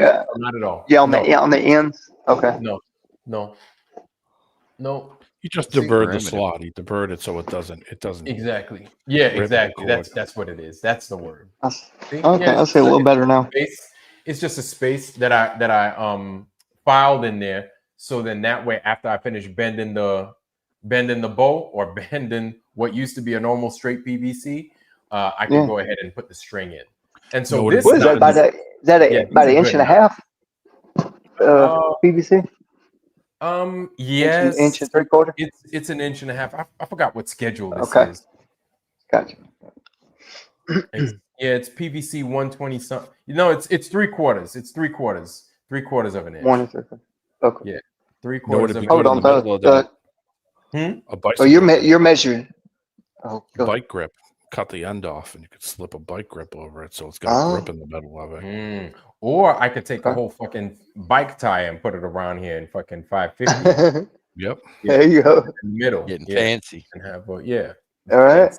Next, you're gonna start putting some olive oil on the some Vaseline on the arrows. You know what I mean? Yeah, man. If it does the job, who cares? That's all it needs to do. Deborah Clark, how you doing, sis? Yes, ma'am. That is my homemade bow. Homemade bow, and it shoots like a champ. Oh, hey, Vlad, I meant to ask you. Yeah. Did you ever get a chance to look? I know you're busy, man, with everything you're doing. But did you get a chance to look at the night sky video I sent you? It's like 2 or 3 minutes long. I did not. I texted it to you when we talked the other day, but bro, it's got something. I mean, it ain't nothing to do with Atlas or whatever you call that. It's ALE. just but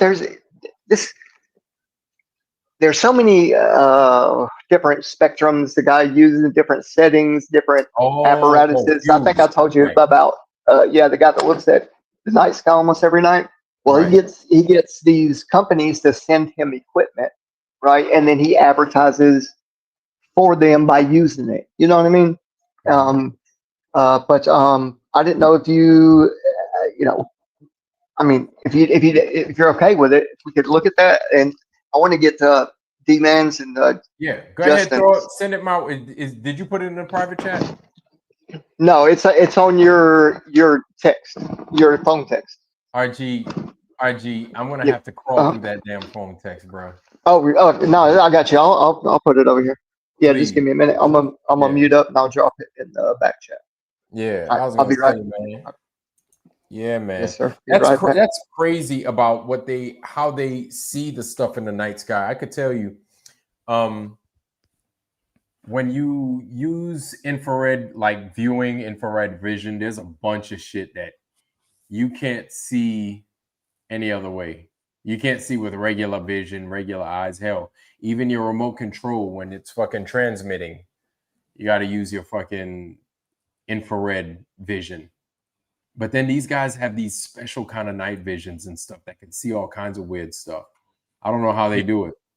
Have you ever seen the ones that have the different colors? They have the black and red. They have the hot ones and the cold ones, where it reverses where it's orange and black, or it's black and white. Well, I've seen it, but I've seen it on like videos. I've never seen it in real life. Well, I've seen the black and white one, right? When I was flying, and I used a FLIR camera. I would operate the FLIR camera sometimes just to see what was going on down below. But I've never had to use the any colored ones. Never had to use it. I've never seen that one. It's a great example if you want to see what some of these modern optics have now. They're really expensive, by the way. They're really expensive. But I sometimes watch some of these hunting videos where they show these guys that have these IR scopes that have different where it changes the color, right? And you can see it in black and orange, or you can see it and where it reverses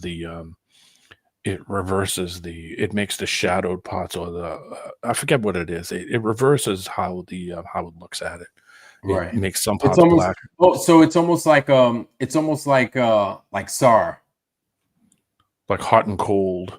Right. It changes how it's seen. Changes the actual color of them. If you look on hunting videos, like a synthetic aperture radar.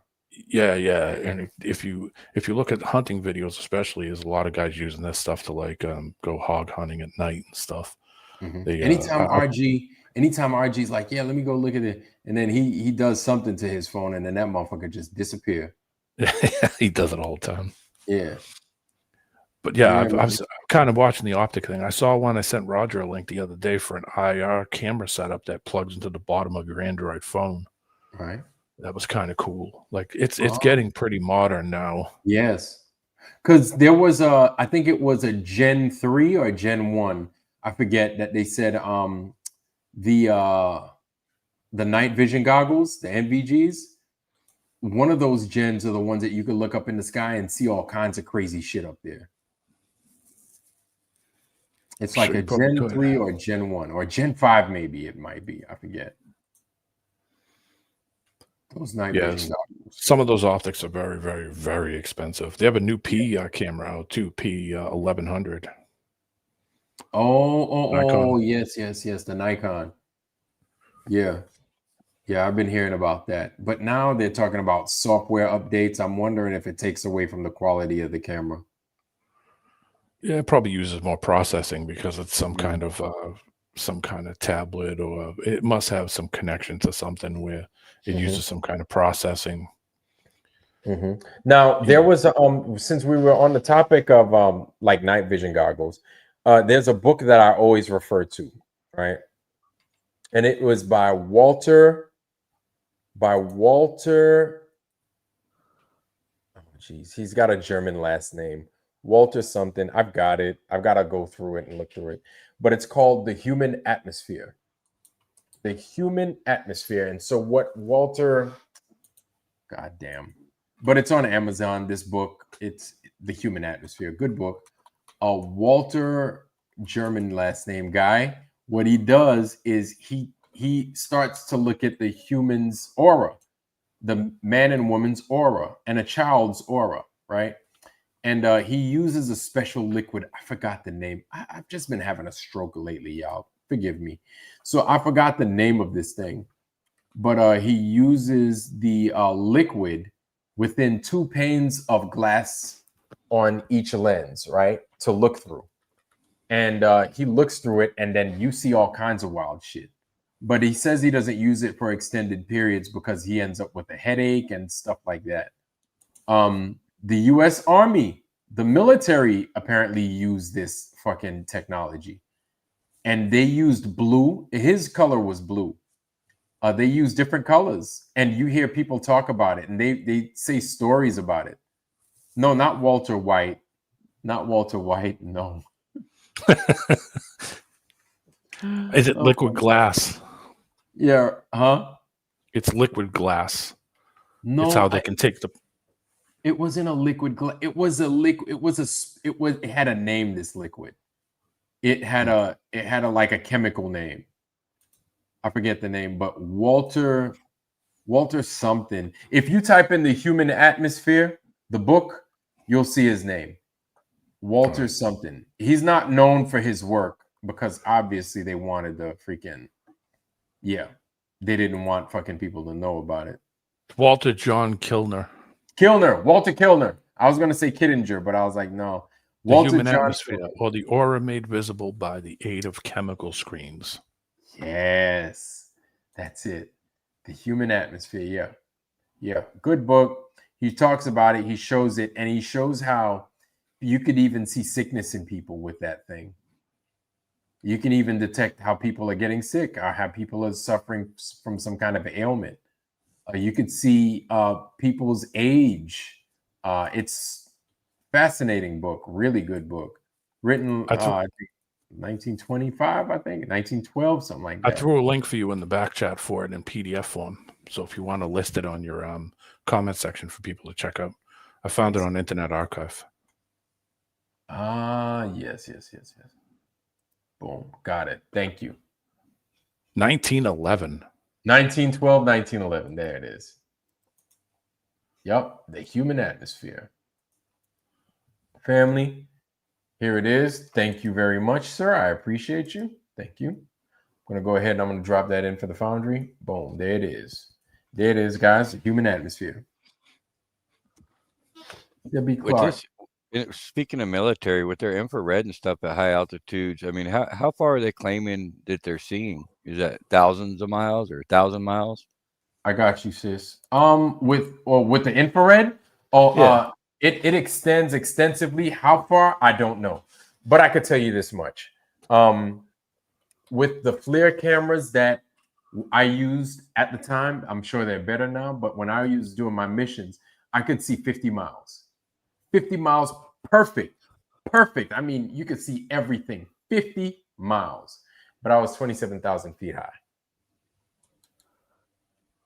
It's 27,000 feet high. I could see 50 miles perfect without using anything on a clear day. Perfect. But then if you use the FLIR, it extends it because the when you use the infrared tech, it extends it because it cuts through all the haze and all the junk in the sky that you would get because of the atmosphere. Jay Tolan had a setup on his camera where he would use the infrared stuff to pull all the fog out, take all the out. He would be flying up in planes and just seeing insane distances. Yes. Well, I mean, the world record for a regular photo with a regular camera is like 150 miles or something close to that. What? That's it. I thought it was more. Well, that's just with on the ground, no probably high just altitude. Commercial stuff, right? Okay. Commercial cameras are a lot different than the stuff the military has. Their stuff is far advanced. Mm-hmm. Right. That's why I was thinking it'd be in the thousands of miles, just because if you could see that far at a low observer height, with a pretty much a piece of shit camera compared to what they're using, when you get into infrared and all that. But you would think it would be a pretty high number there the distance, Absolutely. There's a video by Terry Eicher that he does. I downloaded it, but I can't find it. I have to look through it again. But a guy is like, I think he's in Utah, and he does a video, and he's like, this is a 12-mile shot, and he's doing it live. He's talking. He's like, this is me doing a 12-mile shot, and Guinness hasn't given me my world record. I want my world record, Guinness.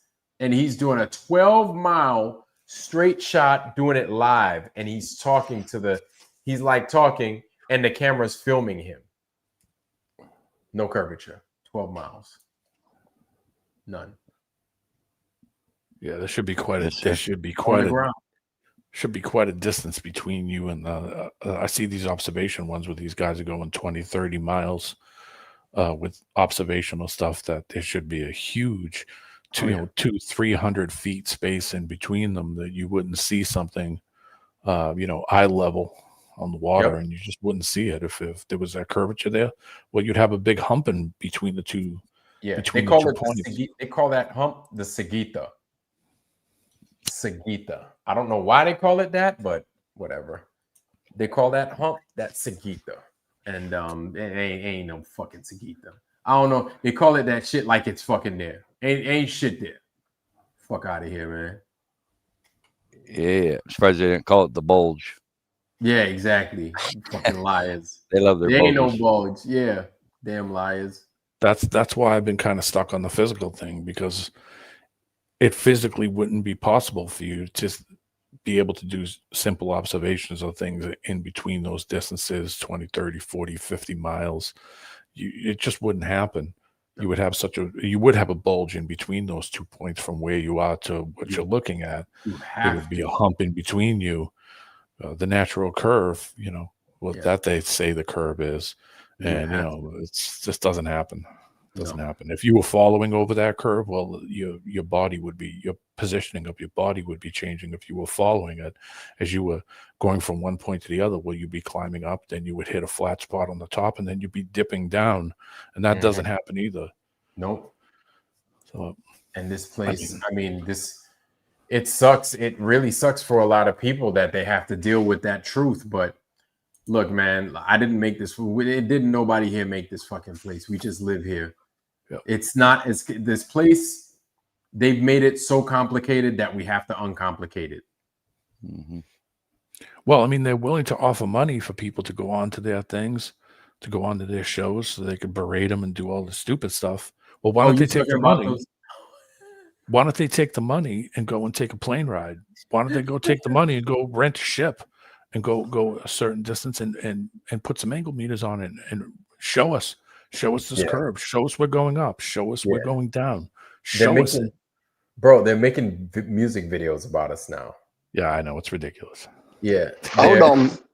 Hey, is it good? It's good music. I don't even know. I haven't watched it. I'm like, it's like children. Yeah, they're a bunch of kids. Dude. I mean, I love it because might be like able they're showing their bob hand. my head. They're showing their hand. Yeah. I like it. I'm like, this is great. They're showing the weakness. Yeah. That's all their Fucking, weakness. I think it was the one that has the big floppy eared dog. Oh, McGriddle. Yeah. That's his name. Keegan, David Keegan. David Keegan. The one that has the dog on his laps all the time.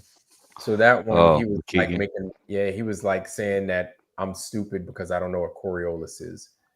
And I'm like, that's not going to turn this earth into a fucking ball.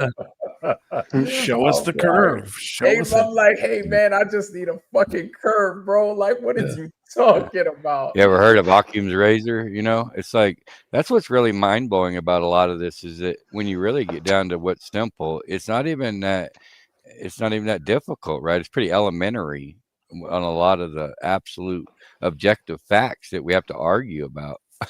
Yeah, you know?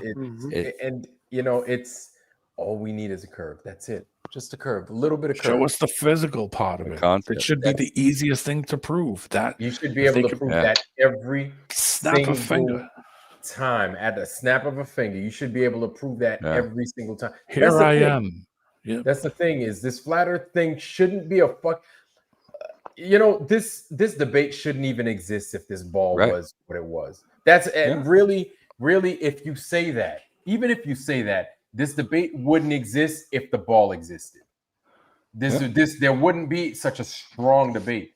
And you know it's a strong debate because they're just trying to silence us. They're trying to make what we say appear as if it doesn't have any legs to stand on. But we got all the legs to stand on. That's the problem. God bless you. Yeah. I always say if curvature existed, then flat earthers wouldn't, you know. And you know, speaking of Occam's razor, it's like water doesn't have the ability to stack upon itself. First of all, it never shows convexity at its surface at rest in large bodies ever. And they want to always use a minute example when it fits their narrative. But when they talk about not seeing curve, well, it's so big, you just don't understand. You know, it's all cherry picking. I wish that was the truth. I wish that's what it was. I wish. I really wish. Right. Well, it's been falsified. It's been falsified, you know. Like get on a plane and fly from one point to another and clearly see that they're not curving. They could talk to a pilot. Even while they get off the plane and go over and ask the pilot, he'll tell you. He's been flying for 30 years. I showed a thing on Rogers the other day, 20 pilots saying, no, there's no curve, man. We're flying over. Like, all they got to do is walk up to the pilot after they're done and say, hey, did we dip it down so many degrees to follow the curve? They're going to laugh at you. You know what? I think Globers would probably get to the point to where they ask a pilot, hey, does it curve? And if the pilot says yes, they're probably going to look at the pilot kind of weird, like, wait a minute. I asked the pilot one time. I asked the pilot at the Denver airport, and he told me, dude, we lived on a ball. And then what else did he follow it up with?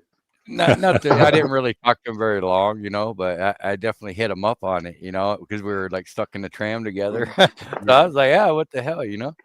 And he pretty much looked at me like I was crazy.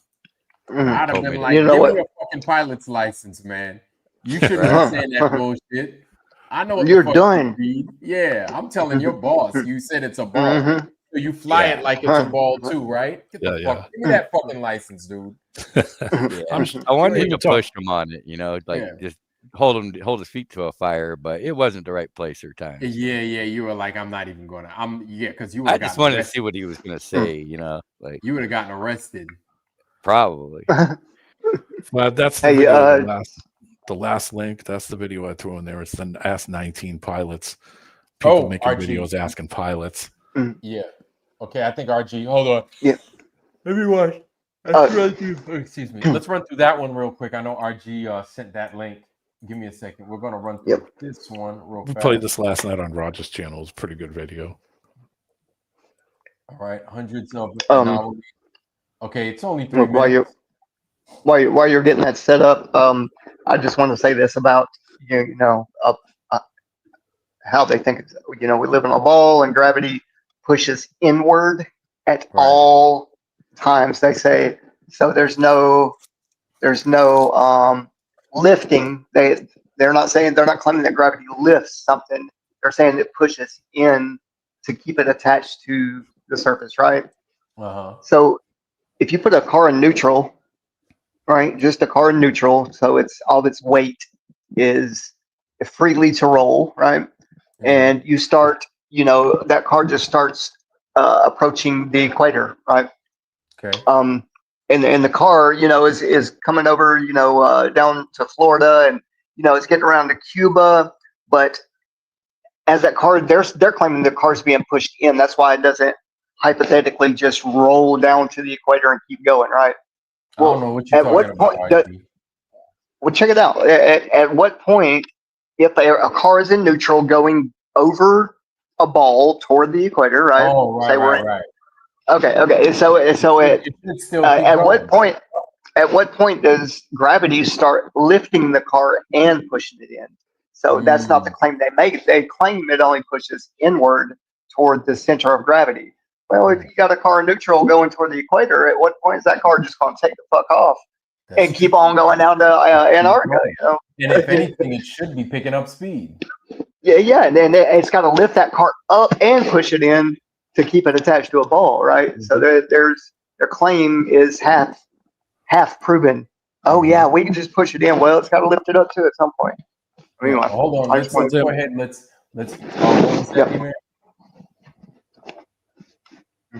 I'm gonna mute up. All right, let's go ahead. Let's burn this video real quick.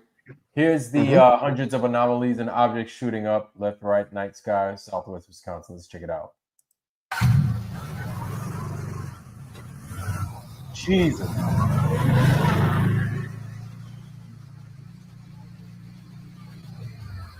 Oh my God. Whoa, you see that shit, right? You see this?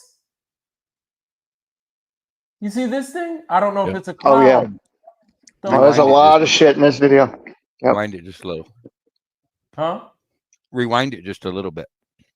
Okay. I missed it. That spot.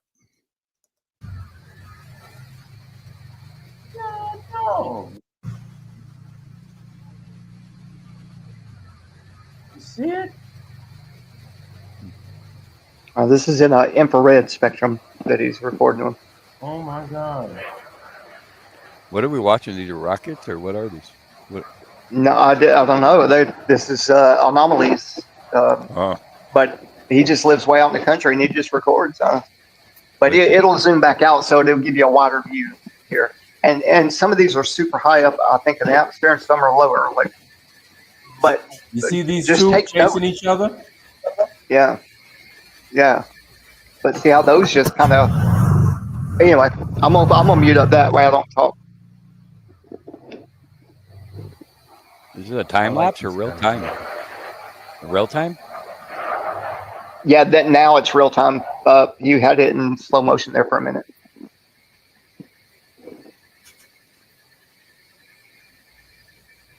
Damn Astros video game there. And you don't see any of these with your bare eye. That's what he talks about. And this dude is not a flat earther. He's not trying to prove anything. He just tests equipment. Man, it looks like a lot of these things are going in tandem. One follows another. Right, and then some spots they just disappear or their light goes out. So I don't know what's going on with Delirium. What the hell? Some of them are so tiny you could tell they're way off. And trust me, this guy has got receipts, like a bunch of shit that he's recorded over the years. And like I say, the companies he's got a few thousand followers, but I guess the companies send him equipment to test. And so, you know, if you go to his page, he's got whole different types of spectrums, different, you know, how do you say it? Different microwave type of measurements versus radio wave or infrared. Mm-hmm. But some of them are super interesting. I mean, this one's just recent, and the only reason I went to this guy's page to rewatch is because I heard a lot of other people saying, you know, when they take their binoculars, their IR binoculars, they see shit like this. Wow. Yeah, it's just super interesting. I figured I'd get y'all's reaction because, I mean, they all look similar as far as like shape and, you know, lighting. Don't seem to be too much of a big difference, but I think just how far they are off stands out to me. And there's one flashing there in the middle. I think it's just stellarium, like a projection or something. Because some of them look like they come straight up, and then they all look like they're on a circuit though. Like they're not unique. You know, they're not on their own path. I didn't think about it like that. It's weird. Well, that one came down at a real weird angle.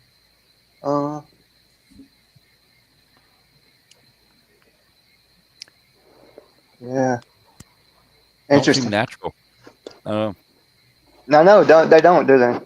They just seem like they're coming from their own area, and some of them just kind of come into frame, not like out of frame. They just start in the middle and then just appear, go a certain distance, and disappear.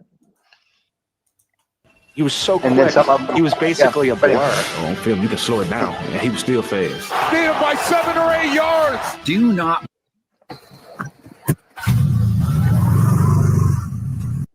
All right. Well, hell yeah. Let's go. Let's see where we at. I'm sorry. Hold on. The camera that they used on that is converted. It says to a full A7 spectrum conversion. Yeah. Right. A7S. Yeah. I went and It looked was it up. converted. You mean for speed?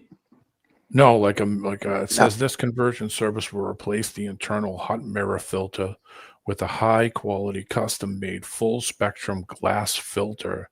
Says this will allow your camera to capture UV, IR, and visible light all at once. All at once, yeah. Yeah, it's like a $300 conversion.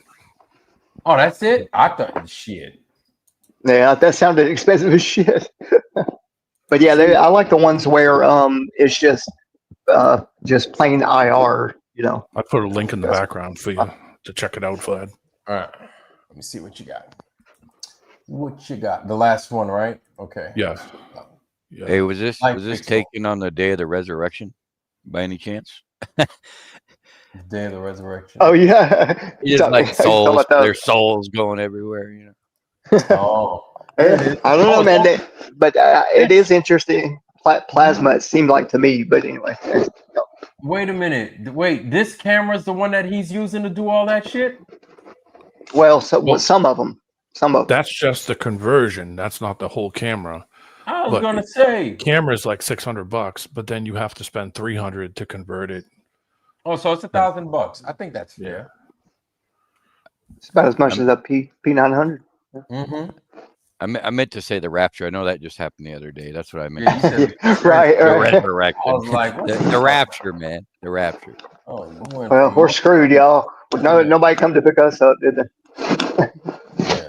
I'll tell you what, man. I'll tell you what's crazy. There was a lady at work that died on the 23rd of September.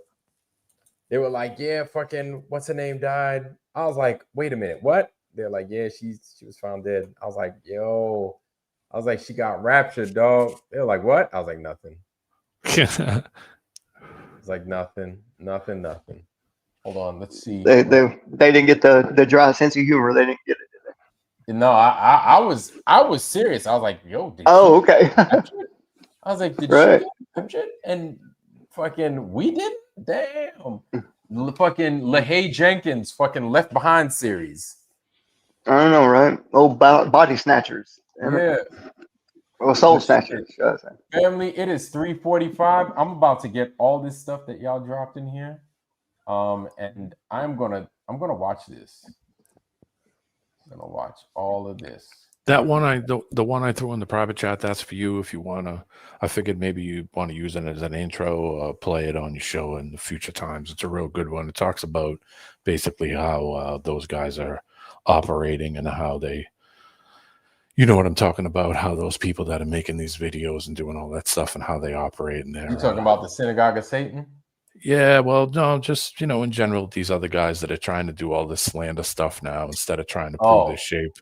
Them fucking idiots. Kind of gives you an idea. It's an AI video, but I like what the video itself says. Just kind of sums it up on how these people operate. Is it this one from it says check? It says check. Yeah, it says. Well, it's hold on. Yeah, I've said for you, Vlad, blinded by the ball. Huh? It says. Let me see. Hold it's on. The very first one. Yeah, man. Hold on, let me see the very first one. There it is. Yep. Watch it. It's a really good one. It's kind of sums up where they're coming from with this whole we're gonna start slandering everybody crap. Yeah, they need it. That's the only way they can survive, because I mean we're not giving them the time of day anymore, so they're running out of things to do. So the best that they can do is make fun, talk shit. That gets played out after a while, and you know what, man? It just exposes your hand as you're a grown man, and this is what you're doing. Grown men. That's so weak, man. That's so weak. Well, that video definitely touches on that. Kind of shows you their mindset and where it comes from. Yeah. It's very informative. And it's good. It's good because like their kids are going to see this one day, and they're going to be like, "Wait, my dad was on that side talking that shit." No, I was like, "Yeah, man, your dad, like your dad that sits and watches." So. Yeah, with the recent psyops and all too, I think that's another pro that we all need to pay attention to, because a lot of us, it was a good test for us, because a lot of us still fell for it, and I think that's just like the Charlie Kirk shit or whatever, just any psyop, man. But I think it's a telling number of how many people actually buy into it immediately, and how it's important for us to not fall for debate so quickly next time. I think this is a learning curve that we all need to recognize, and because it's going to get worse, bro. I'm telling you right now. The first day that he was, I feel you, but it was like the first day that he was apparently nailed, right? Yeah. Like I was talking about it, and then we saw the pictures and we saw the videos, and I was like, "Oh, geez. Yeah, it didn't take long. Yeah, it didn't take long at all." Yeah, and then there were quite a people though. Like you had people coming in here cussing us out. Remember? Mm-hmm. Oh yeah. They were like, "Oh, you're fucking heartless. This and that." It's like, no. Somebody got to fucking look at this stuff. You can't just ignore it and act like it's not happening. You got to look at it. I do Most that with of the everything. people in the Foundry are pretty good. Like, I took a poll when I was streaming, and it was only like 3% that actually bought into it, and a good portion didn't. But there was still like 65% that didn't buy it at all from the gate. But you went and looked at Saab when he did his polls. It was a lot higher over there. But I'm just throwing it out there. It's important to learn, because we'll just continuously never get anywhere. They keep us in these cycles of just fall for the bait, talk about it forever, and then they fall for the next one, then it gets swept under the rug, and we're always going to spin our wheels, and as long as we don't wake up to what's really happening, and I'm not saying that for everybody, because a lot of us are awake, but I just think it's important to recognize that, and because the next one isn't far down the road. What I'm saying? It's like that's what they do, And now that we're over here pointing out the whole Charlie Kirk crap, that just means they have more reason to pull something else to get us to stop talking about it, Yeah. So it's all about diversion. This is something that's interesting. The Foundry right now is talking about who's Mikey Smith. Are they talking about? They were. Carrie Skates. How you doing, Carrie? I haven't seen you in a while. Good to see you. Santero 59 is here too. Santero. Good to see you, family. Valley Parks is here. So, the usual suspects. Valley Parks is here. Big Pine Sailing is somewhere in here, I'm sure. I might have seen him too. Big Pine Sailing. It's good to see y'all, though, man. See Lightning 300. Oh, There's a little bit of drama. Is there? Guys, All My Children is no longer in syndication. So tone down the drama. Get it? Yeah. No more As the World Turns. Exactly. Yeah. Hey, No so more of that. I did notice something when what you were just talking about, JJ, about something might be right around the corner, closer than we think. You know, to try to grab everyone's attention again. Well, you know, this I spoke a little bit about it, just a little bit on Saws last night about you know, agenda, the old agenda, not Agenda 2030, but 21, where they're talking about designated zones, you know, around these protected nature areas, you know, for this whole global warming thing.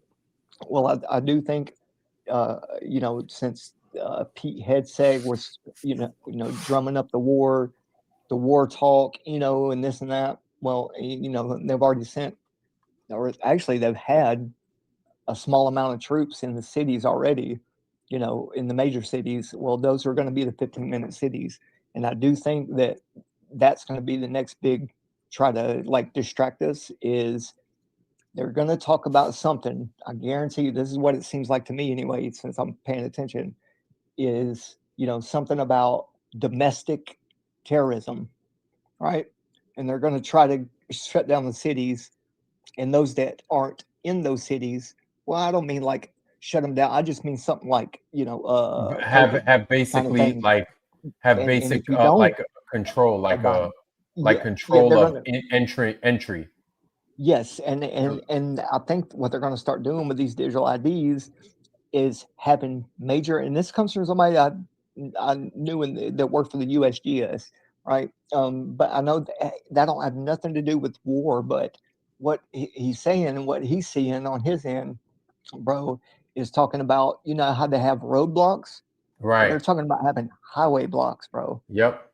And if you ain't got your shit straight, whatever, if you're not inside the city limits and you're in those quote unquote Agenda 21 boundary zones, they're going to put your ass in a concentration camp type of thing. And they've already got those set up. You're not in, because you're in like no man's land. Yeah, and that's not a fear thing. I think it's something that people aren't paying a lot of attention to. Remember when the private prison talk was real big and they were building all these prisons? Yes. Well, I think that's something to do with it as well. But RG, you just took us like way off topic, but yeah, ahead, start man. stream over. Yeah, man, RG took us way off topic. I'm like, oh man, I love it though. We'll save that one for the next one, right? Listen, real quick before we get ready to go, I just wanted to thank you for that last video you did too. It was a great video. I watched it multiple times. The Are We Woke? Oh yeah, man. Like great video. You were right on the money, man. And I wanted to thank you for it. Oh, I appreciate you for that, man. Let's talk about that for a second, real quick, RG. We are woke. Like people don't like using that word, but we are. Like you got to be crazy to think you're not woke. We all are. Like because we're not asleep. Because if somebody told you that you were asleep, I'd be mad than a motherfucker. Somebody say some shit like that to me. Right. So at least that's what I recognize. So I take that on as a badge of honor, but I don't know, that's me. Yeah. Well, it's good to see everybody. I feel like, yeah, you too, D-Man. Yeah, good to see you too, brother. Yep. Yeah, but I mean, if y'all hear of anything like that, or if y'all see some movement like that, you know, with the National Guard or whoever, but also, you know, he extended those wartime powers over to FEMA. Remember that too? Back RG ain't letting that shit go, man. RG just going. Shit, I'm like RG, but okay, bro, I couldn't hear you. I just kind of stopped subscribing to it because it's like just pay attention and watch. Anytime you see the next announcement or when he's on the lawn or you see his fingers disappear that one time, but just watch and you're always watching fakery. That's what I'm saying. Nothing's freaking real with these people. So it's like, yeah, they might have implications where they're going to move guards over here, and I'm not saying they're not. But it's just like the more attention we give it, it's just like we're just falling into whatever their narrative is. Yeah, that's what I think. Definitely, my thing is, you know, prepare, be prepared. Yeah, be prepared. But at the same time, don't be afraid. Don't fear it. Yeah, Yeah. no fear. Don't be I agree with afraid. that. Be prepared. Don't be afraid. Stay I just think, frosty. I feel for us, like we get it, we see it, like we're like you're talking about, man. We're woke, been woke for quite a while, actually. Yeah. I worry about all the people that, the implications for them are real, like, and they do fear that shit, and when it goes down, they're gonna spread that kind of fear, man. So it's important to me to kind of, They're doing that right now. help It's people. important. Yeah, Like, it's important to get Just people to keep people afraid, to keep them feeling as if they don't have any options. Really, that's what it is. When That's what they do, people are afraid, they're afraid, and they feel as they don't have any options. We need But to when you got boycott the options, narrative. you're like, man, I could do this, I could do that. I'm good. My thing Just like we definitely boycott. is, Yeah, go ahead. No, Just like we no. boycott the Globers, we need to boycott the narrative, because Exactly. they just sit there and they're going to do what they do, and they're going to continue to do it 10 years from now if we let them. Yeah. It's pretty And the simple. thing is Occam's that razor. you gotta remember is they're trying to divide us for a reason, because there's so many more of us broke motherfuckers, people that pay bills, that fucking live by a code, right? That do the things, do the right thing. There are more of us, significantly more of us than there are. Oh yeah, like a lot more. Like, don't forget how do that we there gather are each a other? lot more of us than there are of them. But then again, there are a lot more of us that are afraid and that don't know that's why it's always important to tell people of the flat earth. It's like, to me, it's like my life's mission. I know it sounds crazy, but because what it does is, if your mind is anything and you don't know about the flat earth, it's in knots. And when your mind is in knots, you're uncertain about everything or about anything. And when you're uncertain, it's easy to make a shitty decision. When you're not certain, when you're uncertain, you're afraid, you lack confidence in making a decision, a wise decision. And so when you lack that confidence, you set yourself up to fucking be a fool for anything. Yeah, And you're so, susceptible. yes, very. And so I feel, and I'm not trying to make it sound like I'm Mr. Wise fucking potato chips man over here, but that's the majority of people that are out there. They don't know what to do next. There's these shutdowns happening and people are fucking like on edge. And I'm like, no. You don't want to be like that. Don't be afraid. Like, we were born butt naked, man. We weren't born with all this shit. Well, their perception has been hijacked, Yes. The fear mongering, and there's a mixture that I think one of the things that keep people afraid, and I say it all the time, is it's the shame of not being able to complete something. It's the lack of resource that people feel that they would have. It's the possibility of having to ask somebody for something. So all these things add to people's anxiety, and it makes people scared that if something happens and they don't have the resource and they don't have the money and they don't have these things, they feel as if their whole world is going to collapse. Yeah. And so there's a shame that comes with that. Yeah. And it's just so primal. To me, in my eyes, it's a primal feeling that you have nothing left. Yeah. And this is where a lot of people feel that they're going to be. Like, a lot of them are stuck in the materialistic world, when really this is a spiritual battle, and once you understand that we've already won, we can't lose, we have God, and that's what puts your mind at ease, and your soul is going to be fine, Exactly. So it's all just mind psychological, and it's all perception, and how much you get taken advantage of is the question. How much do you let them take from you and suck the energy and vibe and frequencies away, right? Yep. True. But hey, I appreciate you guys. I appreciate you, Vlad. Much love. I'm gonna hop off, guys.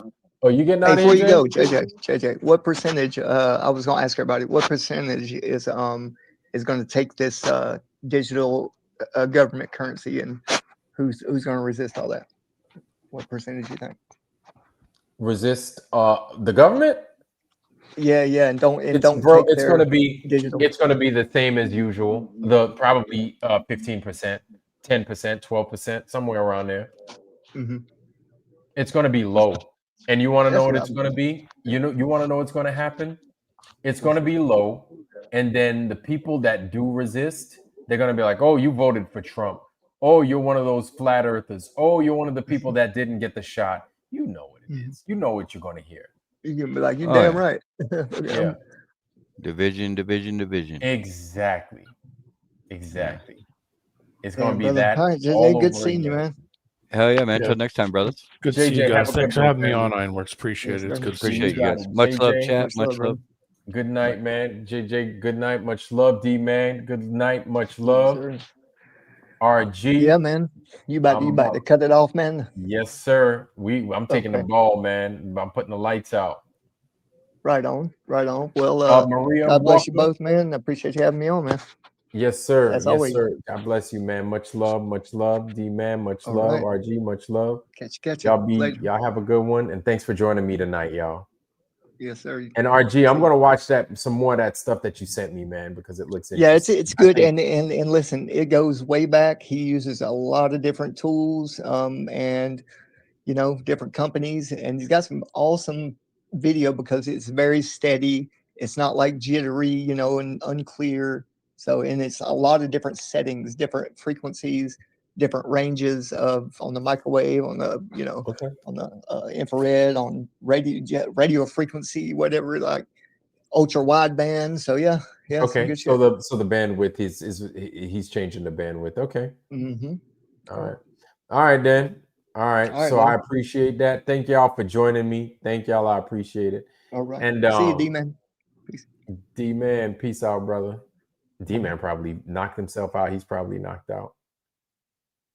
So, family, I really appreciate y'all joining us tonight. And I've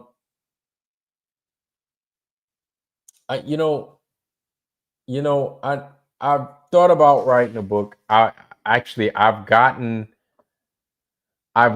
to the point to where I was writing a book, a few books, a series actually, and I just stopped. The program is no longer around. It was called NaNoWriMo, or NaNoWriMo, and it stands for National Writing Month. I don't know if the program is still around, but I was doing that for a while, doing my best to get 50,000 words, right? Get a novel made, and I could never complete it. I might do that, but for this flat Earth thing, that's something that's it's burning in me to get this information out. Right. I guess one of my inspirations would be True Earth Whisperer. I think we need more flat Earth books. Some recent ones. We need more flat Earth books out there. And you know what? You want to know something? You want to know what I think would be pretty decent? Would be just testimonies. Just flat Earth testimonies. 4 or 5 pages with 300 people of testimonies. Everybody's testimony of the flat Earth. I think that would be pretty decent. How we got there, what brought us there, and what kept us there. Right? And then basically the underlying theme to it all would be,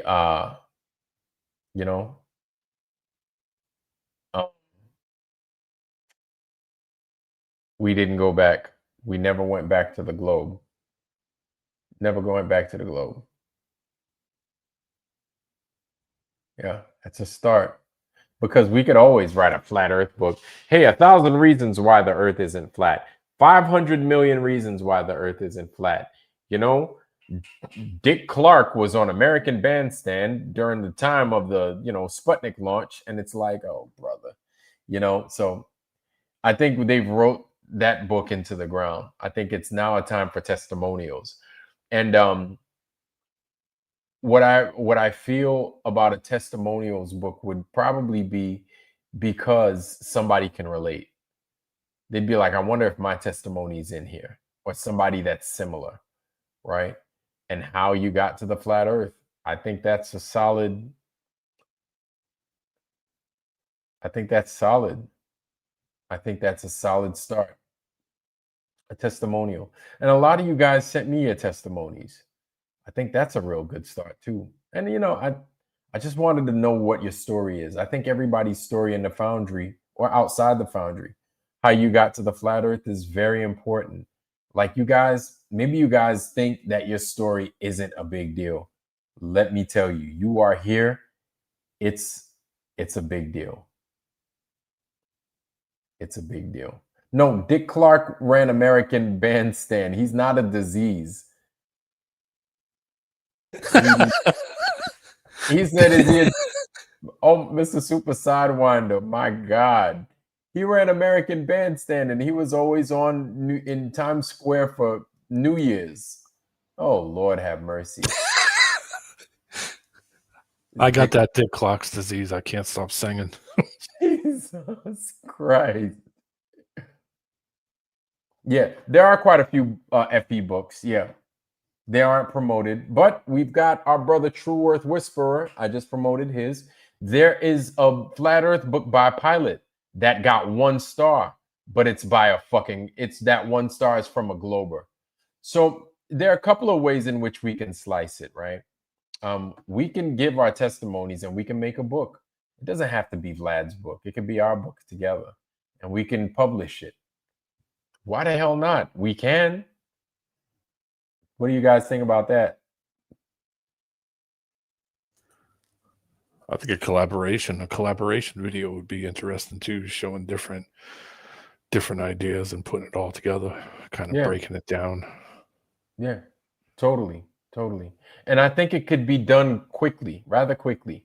And the thing is there's no, I think a lot of times the reason people don't complete something or don't get something done is because people are so afraid of failing and so afraid of it's not perfect. And nothing's going to be perfect. People are going to find errors everywhere all the time, right? And so I don't think that matters. I think we just need to make it and complete it. That's all we need to do. If we're going to do something like that, we just need to do it. You understand? And it's not hard. Everybody's got their story. All right, 50 people in here, right? 5 pages per person. That's not bad. Or 4 pages, 2 pages, whatever. 4 pages per person, right? Everybody in the Foundry that's talking. You see, that's the thing, is everybody got input, right? You could type all day.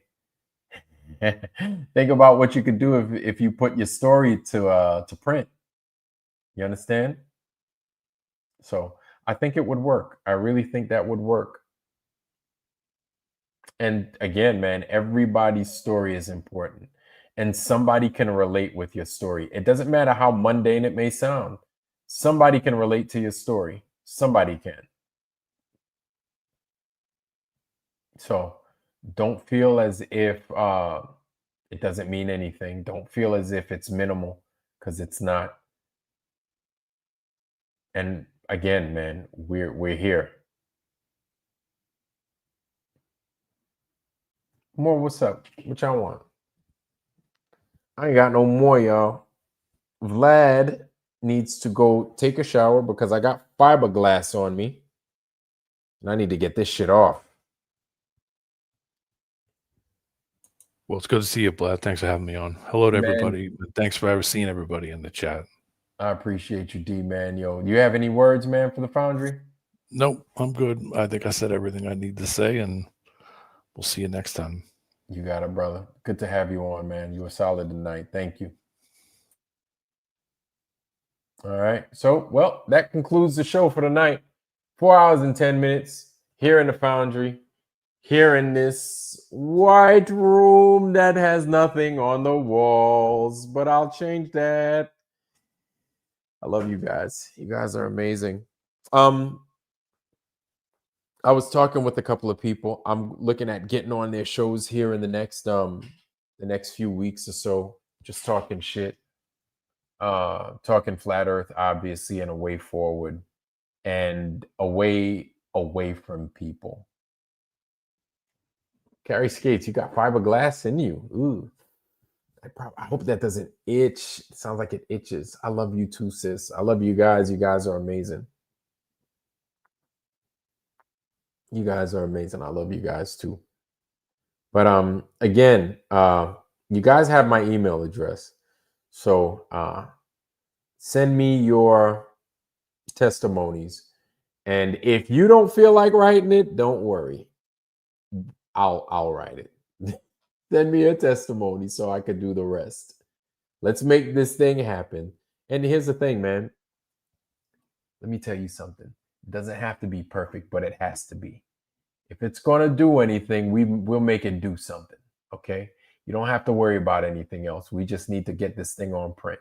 So you just do your part. You do your testimony. I can compile them, and then we can publish it.